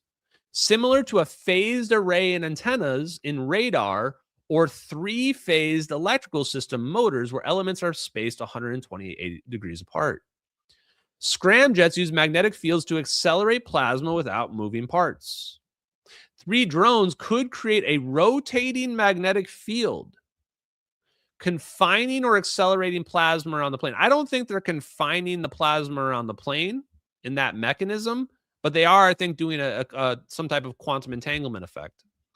The triangle ensures uniform field distribution, minimizing instabilities. Sine wave pattern. Plotting the orb's position over time yields the sine wave. This implies harmonic motion. We talk about this idea of a harmonic oscillator. Imagine a spring or a trampoline. That's a harmonic oscillator. So that's what the sine wave, the orb spinning around, represent a harmonic oscillator. Implications. Sine waves imply coherent oscillation, potentially amplifying energy via constructive interference. Exactly. What does the phased array do? It has constructive interference, amplifies the signal. What do we see happen? We see our phased array collapse onto a single point, amplifying the gravitational wave. This is why people say, can you produce this huge amount of energy? Yes, they figured it out with thermonuclear weapons, because this is how fusion bombs work. This is literally how fusion bombs work. That's why I call it a fusion bomb, because I don't think there's any possibility that can be anything other than a fusion bomb. We just don't know what fusion bombs are. That's how they operate. That's how they work. They collapse all the waves onto a single point with extreme precision onto a target. Okay, and then it says ordered and perfectly vertical spin. Oops. Implication of the vertical spin. This could create a toroidal donut-shaped magnetic field encircling the plane longitudinally like a solenoid coil. In MHD, this confines the plasma poloidally around it. This just sent me. There it is. Wasn't there a whole thing? Didn't we just find out about the hypercylinder wormholes? And that there's an imaginary cylinder between the 2 points? That's a solenoid. What does the solenoid mean? The solenoid means all the magnetic field is trapped on the inside. That means you can't measure the magnetic field outside of the solenoid. And what do we just say a magnetic wormhole is? A magnetic wormhole is a wormhole where the path of the magnetic field is invisible, can't be detected. Exactly the same thing. We're creating a hypercylinder solenoid. And the magnetic fields go through the solenoid from point A to point B and are not visible in our three-dimensional reality outside. That's how it is. That's how it works. And that works, and that moves between one point and the other because of the phase matching. Whew. We are knowledge maxing right now, chat. Knowledge maxing. By Ampere's law with the right-hand rule, counterclockwise spin generates a magnetic field pointing rearward. Perpendicular to the motion minimizes interference with the plane's aerodynamics while maximizing the field strength along the length.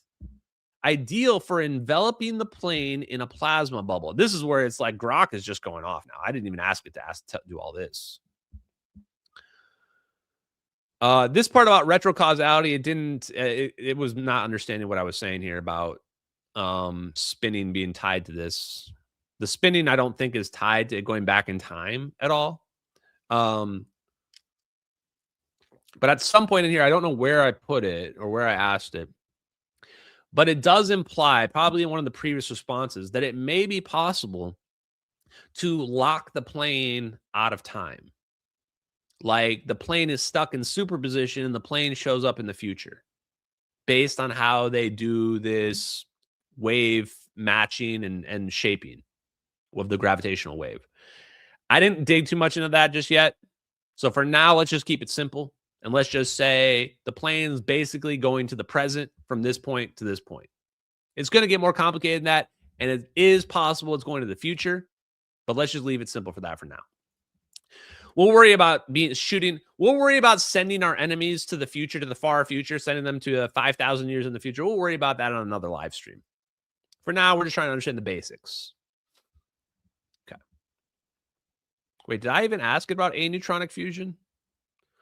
Orbs of plasma could generate an aneutronic fusion, releasing energy for the event. That's weird. Huh. Okay, last one. I asked it to elaborate on how the plasma orb spinning implies a solenoid type configuration to teleport the plane at the center of the wormhole. Use a couple papers discussing this in your explanation. What would the math be to develop a longitudinal gravitational wave that the plane would ride towards Africa? Field confinement.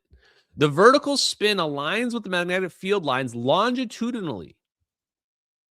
Counterclockwise rotation directs the B field backwards, potentially create a negative or reverse polarity that couples electromagnetism to gravity in exotic theories. The equilateral symmetry ensures uniform field strength inside the coil, which is the orbs in the plane, confining the plasma energy to exceed the Schwinger limit. I didn't even ask about Schwinger limit. Pair producing particles and inducing space-time curvature. The solenoid-like fields thread the wormhole, stabilizing it like exotic matter. So actually, all those magnetic fields that are trapped on the inside, that's what keeps the wormhole open. The sign pattern graphing from the orb's positions builds resonance, amplifying the effect. The plane at the center rides the axial field through the wormhole, with the orb's fusion burst providing the energy needed for traversal. And then here are the relevant papers. Magnetic wormhole, which I showed you guys earlier. There it is. Their setup routes fields through a spherical shell, analogous to a solenoid confining lines. This is exactly what we see in the MH370 videos.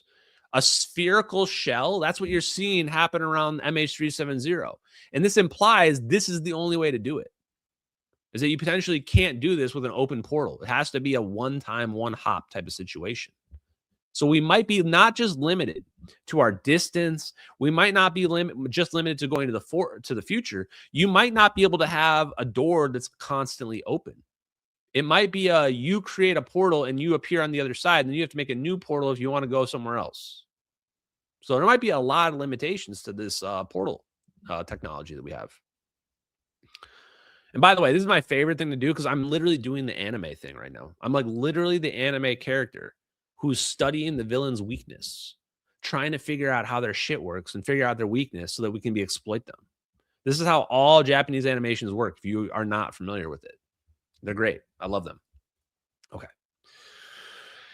And then magnetic field geometry in rotating wormhole spacetimes. This looks like a brand new paper. Explores how rotating wormholes immersed in a magnetic field emit Poynting flux. The solenoid configuration aligns with Kerr-type wormhole where magnetic threading enables energy extraction and non-local transfer, implying orb spin generates the geometry for plane teleportation. Wow. Holy smokes. Okay. And then here's the math. Do you want to see the math? This is how it's going to do the calculation for the longitudinal. Now, longitudinal is a different type of wave than a transverse wave. Longitudinal wave is like a sound wave, like a pressure wave. That's what a gravitational wave is, a longitudinal wave through the ether. So when we're creating this longitudinal wave, aka gravitational wave, here's the math. And then riding the wave. I didn't even read this last part. Warp metric reduces to Alcubierre-like. So basically, this is why. This is the other thing people don't realize. Warp drive is the same math as a wormhole. And I've said this repeatedly, even before I knew that it to be true to 100%. And here's the proof right there. It says right here, warp metric reduces to Alcubierre-like. So when you're doing the math reduces down to Alcubierre's warp drive metric. It's just a matter of turning up the curvature. If you turn up the space-time curvature, you eventually get to a point where you're not just warping through space-time, you're literally teleporting in a wormhole. So last thing right here basically confirms that I'm right. A wormhole is the same as a warp drive, and a warp drive is the same as the EM drive. They're all just creating gravitational waves that they're riding on.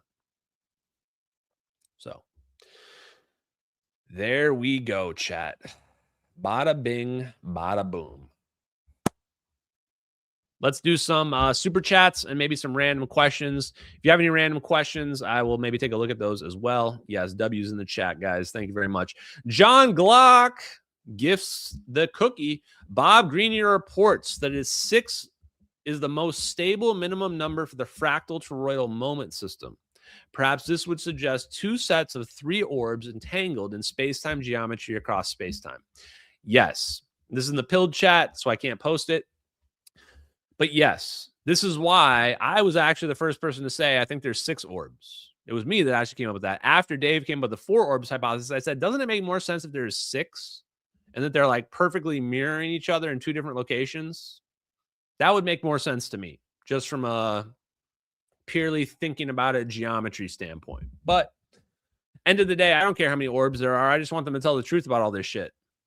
Matt1776 says, gifts the case. Is there anything about MH370 in the Epstein files? Nothing direct, but they do talk about teleportation, quantum gravity, gravity experiments. A lot of this stuff is discussed in the Epstein files. So if you're not familiar, watch the live stream from last Monday.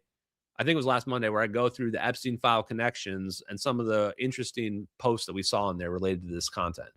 Epstein did host Gravitational Wave Conference with Lawrence Krauss, who's a famous physicist. John Glock says, listening to old Tom Bearden interview on quantum electrodynamics the other day, he was saying that time is pure energy, was the 5th dimension. Interesting to compare to Williams' view as mass density as energy. And what you realize, they're all kind of saying the same thing. This is why I say, guys, don't get caught up in I'm more right than you are. I have the secret equations. My theory is the right way to look at it. Basically, a lot of people, you either get it or you don't, number one. And if you get it, how you interpret it slightly differently, it doesn't matter. As long as we all see the idea that there's this idea of an extra dimension and the implications that come along with it and how that solves gravity and dark energy, dark matter. If you want to look at it through a different lens, no point fighting about it.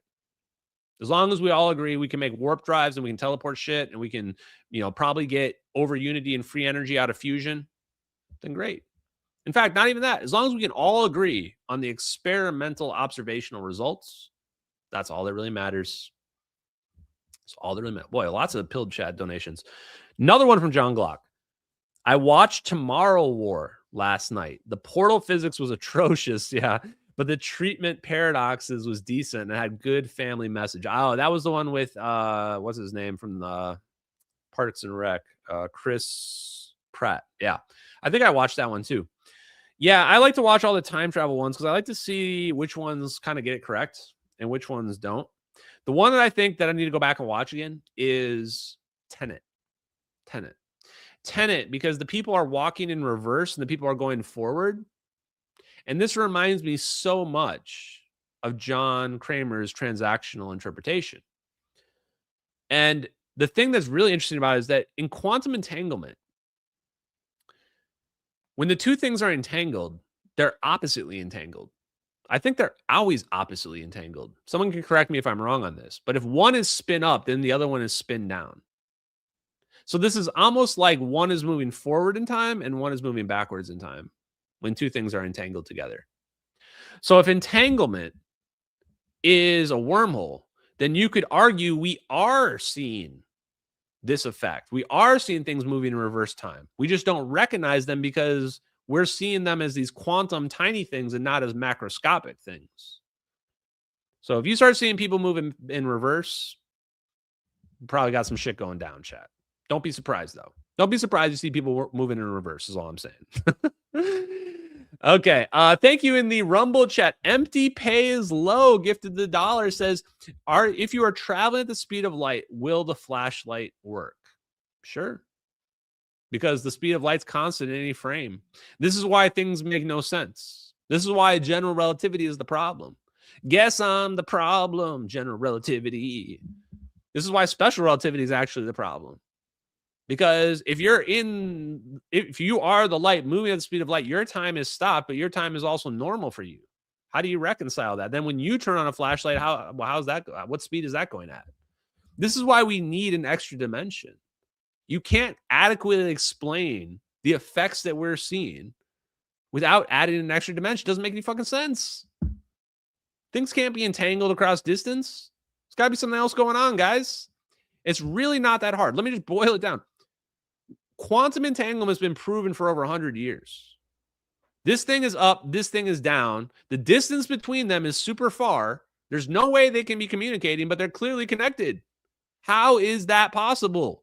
Again, this is why I keep telling me, how is that possible? How is it physically possible? And people generally are just like, it's non-locality. What the fuck does that mean, non-locality? What does that mean in terms of how it's physically possible? And most of the time, even very smart PhDs can't answer this basic question. And yet the answer is so simple. There is an extra dimension connecting those 2 points, and we just can't see it. We just can't see it. That's the answer. Don't you get it? There's no, what other answer do you have? These things are just magically connected. What's the other answer? Magic? Why is this one up and this one down? And if I flip it, they change. How is that doing that? Faster than the speed of light. Magic? No. Stop inventing new shit like dark energy and other magical explanations. The answer is there's just another dimension that's connecting these 2 points. They're connected. We just can't tell. Bada bing, bada boom, chat. Okay. Now, to the YouTube super chats. You're telling me the JE crowd, with all their millions and super secret occult knowledge, this is the Jeffrey Epstein, couldn't deduce what Ferris Williams was trying to put together with just his calculus in his brain. I don't know. That's the big question, though, right? I think what we're realizing more than anything else is that most people are idiots. Even the very smart people, even the very rich people, even the billionaires like Elon, they're just kind of dumb. We're just kind of a primitive civilization. And like, even when the answers are right there in front of us, just can't piece it together. But maybe they do know. Maybe they did know, and maybe that's the reason why they were trying to dig into this, is they knew there was something there. Now, keep in mind, we've got a big leg up. We've got 2 military videos showing us something that I would never have believed in a million years. I would have never fucking believed in teleportation. Not in a million, not till the day I died. Unless I had those videos. Never. No way. So we kind of have a leg up above the rest of the people. But this is why we have to harp on this. Like, there's a few things that we have to harp on. Number 1, Gorgon Stare. I mean, we fucking identified the asset that was recording it. Gorgon Stare. It's wide area motion imagery. We didn't even know what wide area motion imagery was. Number 2, aneutronic fusion, 0-point energy. Aneutronic fusion is like literally going to blow the lid off of all of this, because when aneutronic fusion comes online, the math isn't going to add up. Bookmark this. And I hope Grok, if you're there, hopefully that got onto the transcript. Grok, when you're reading this transcript and finding this clip when I'm asking in the future, this is the moment right here. This is the moment. Aneutronic fusion is going to come online. It's going to be producing more energy than the physics says. And they're going to come out and they're going to start gaslighting us. They're going to be like, no, this is expected. We were expecting more energy than what the physics says. This is totally normal. And you're a conspiracy theorist for saying it. No, fuck you. I'm not a conspiracy theorist for saying it. I'm telling you before it even happened that that's what's going to happen. And it's not because I'm guessing. It's because there is an extra dimension and there's energy in the extra dimension. So therefore, no doubt, fusion's got to be producing excess energy because it's just tapping straight into that. And I would go so far as to say that's probably why they covered up fusion, because it's going to be so obvious that there's going to be no way to hide it after that. So when they start trying to gaslight us about, it was just the normal extra energy that we were expecting to see. No. Play this clip for them. No bullshit. Okay. That was a good super chat. Green Thumb, by the way, who was that? I need to think. Sam Fisher. Thank you for that, Sam Fisher. I had a friend growing up named Sam Fisher, actually.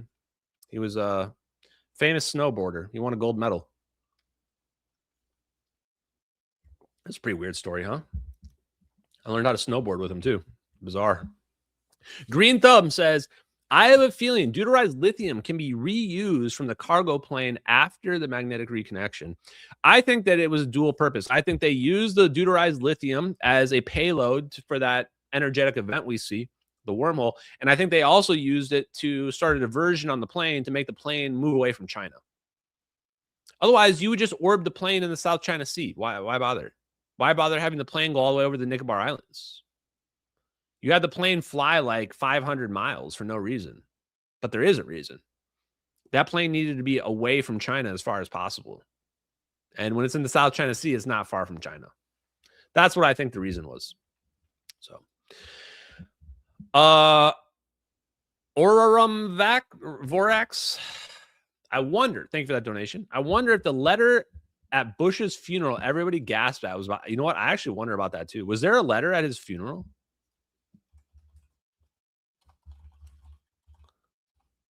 I'm going to have to look that up later. I'll check that out later. Heartfelt handwritten letter from George Bush to Bill Clinton. No, that's a different one. I don't know. Okay. We'll take a look at that later. But realize that I already suspected George Bush Sr. knew about this because he was part of the CIA. Now, after hearing Eric Davis say that George Bush Sr. was briefed by Eric Davis before Eric Davis even wrote the teleportation physics papers, before Eric Davis was even part of Hal Puthoff's thing, now I'm 1,000% convinced. Nobody can convince me that Eric Davis didn't develop teleportation for the United States government. Just put me in the room. Get me an interview with Eric W. Davis. Get the best Caesar salad or chef salad or whatever the man eats. Get it ready. We will get that full UFO disclosure. Put me in a room with him and a camera. I can work Eric Davis. I guarantee you, chat. That's a man that does not like to lie. I'm salivating at just the thought. Okay. Mick Leonard. Thank you very much, Mick Leonard. What do other people do on Monday nights? Phase transition points? I don't even understand. Yeah, all I do is wormholes, baby. Wormholes and magic cards. Timothy Foster. Thanks for teaching, Ashton. Sal and fellow Orbi ambassadors. Always a laugh. Thank you very much, Timothy Foster. We're going to be chatting with Michael Herrera this weekend. Actually got a lot going on this week, guys. I got a private call tomorrow. Thursday, we're going to be on, I think it's, what's the guy's name? One of the former Special Forces guys, I think. We're going to go on his podcast, talk about UFOs and stuff. So Thursday, that's coming down the pipe, guys. So a lot this week. And then Michael Herrera, I'm going to talk to Michael Herrera about his sighting. I did a lot of research into it and his views on zero-point energy, his connection to the UFO community, and his opinions on disclosure in general. Should be fun. Blue plasma balls. So the orbs are compressing an area of space-time to make a rip in space-time. Is the plane being compressed too? This is the biggest question. Is the plane being annihilated or functionally annihilated? Is it being compressed? Is it being ripped apart? The debris gives us the best answer to this one. Possibly. We don't really know is the answer. When we look at the debris, it's hard to tell if we're looking at something that was ripped apart from forces, from like a crash or from a wormhole, or if we're looking at something that was torn apart. In fact, I think JK Philly Fan did a lot of analysis on this, and I did as well, which is that a lot of the pieces of debris, when they describe them, they claim to look like they were pulled apart.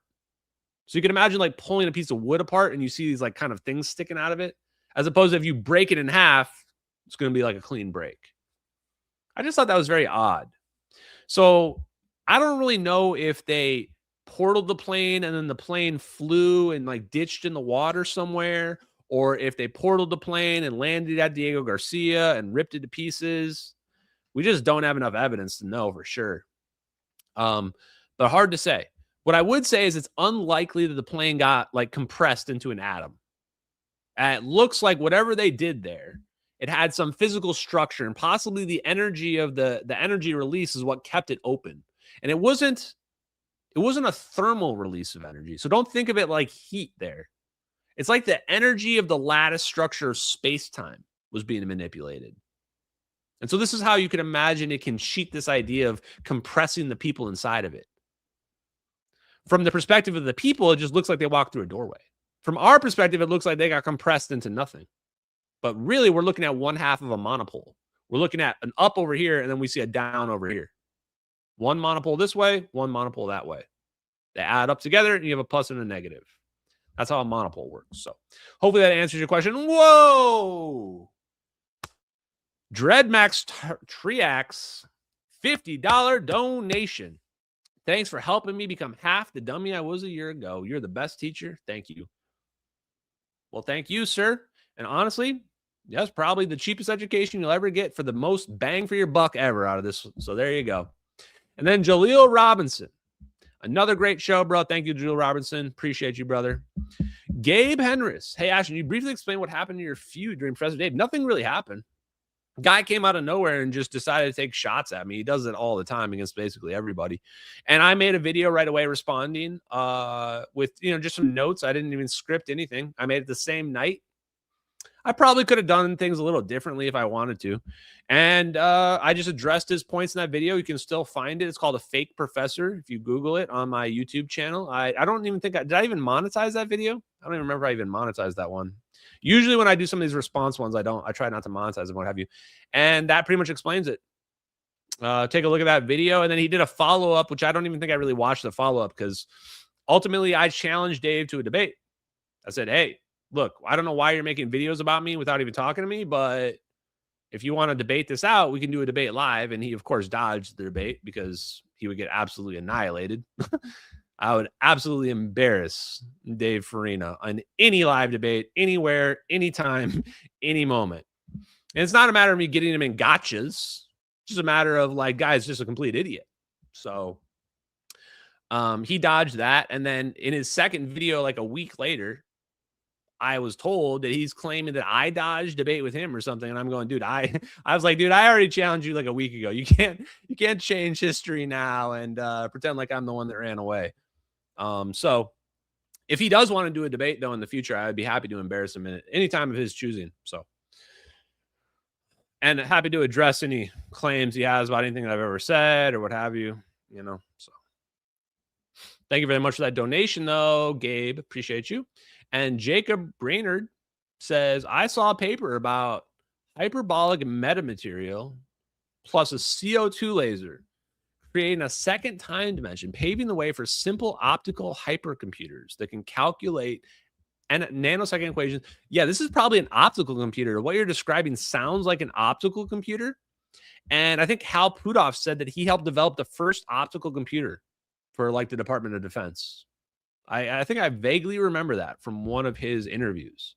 Whereas when people are like trying to diss on Hal Puthoff, I'm like, you realize he developed one of the first tunable lasers. He developed optical computers.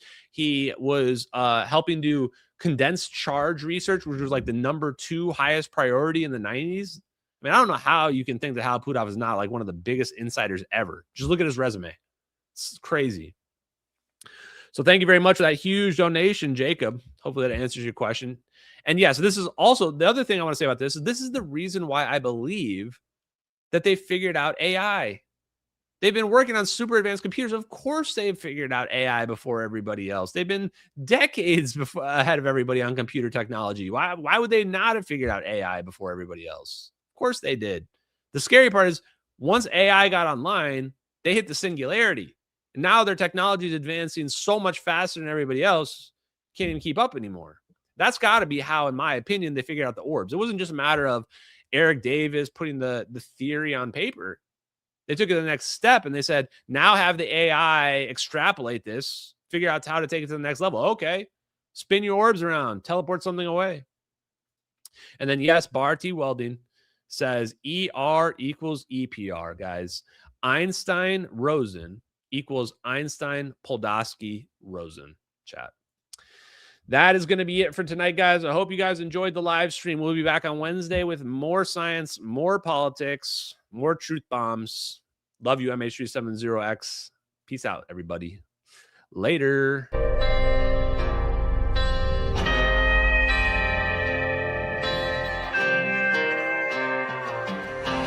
Out in the fields where the skies are wide, talking about a journey through the cosmic ride. Einstein and Thorne, they set the stage for a trip through time across the space age. Wormholes connect distant points in space, traversable paths to a far-off place. No black holes pull, no crushing weight. Just a cosmic tunnel to a distant gate. Talking wormholes, stargates, negative energy. Travel through the cosmos, it's our destiny. MH370, where did it go?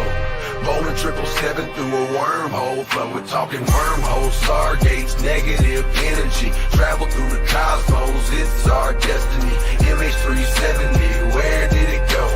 Bowling 777 through a wormhole flow.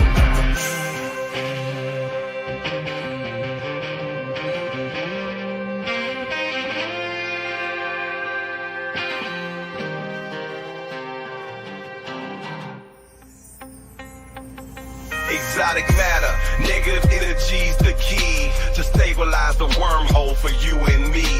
Quantum vacuum squeeze so tight, creating conditions for this wondrous flight. Static fields and lasers in the lab they play, generating forces in a new kind of way.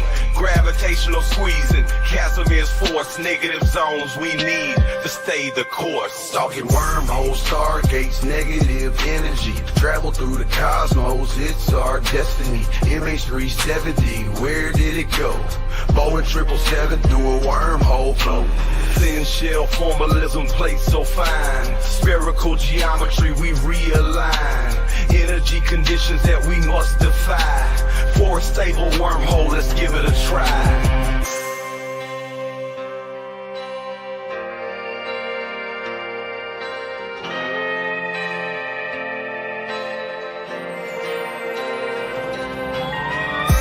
Forces balancing the plate, creating the throat, open the gates, from Earth to the stars in a single bound, a shortcut through space profound.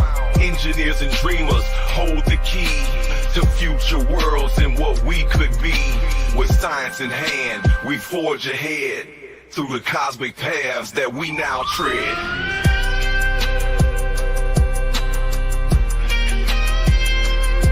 We're talking wormholes, stargates, negative energy. Travel through the cosmos, it's our destiny. MH370, where did it go? Boeing 777 through a wormhole flow. From the fields to the stars, we break the chains. Understanding the universe, we make the gains. Lil Hula Crunk shines, bringing truth to light. Through his music, we'll explore the night. With wormholes and stargates, our path is clear. Explore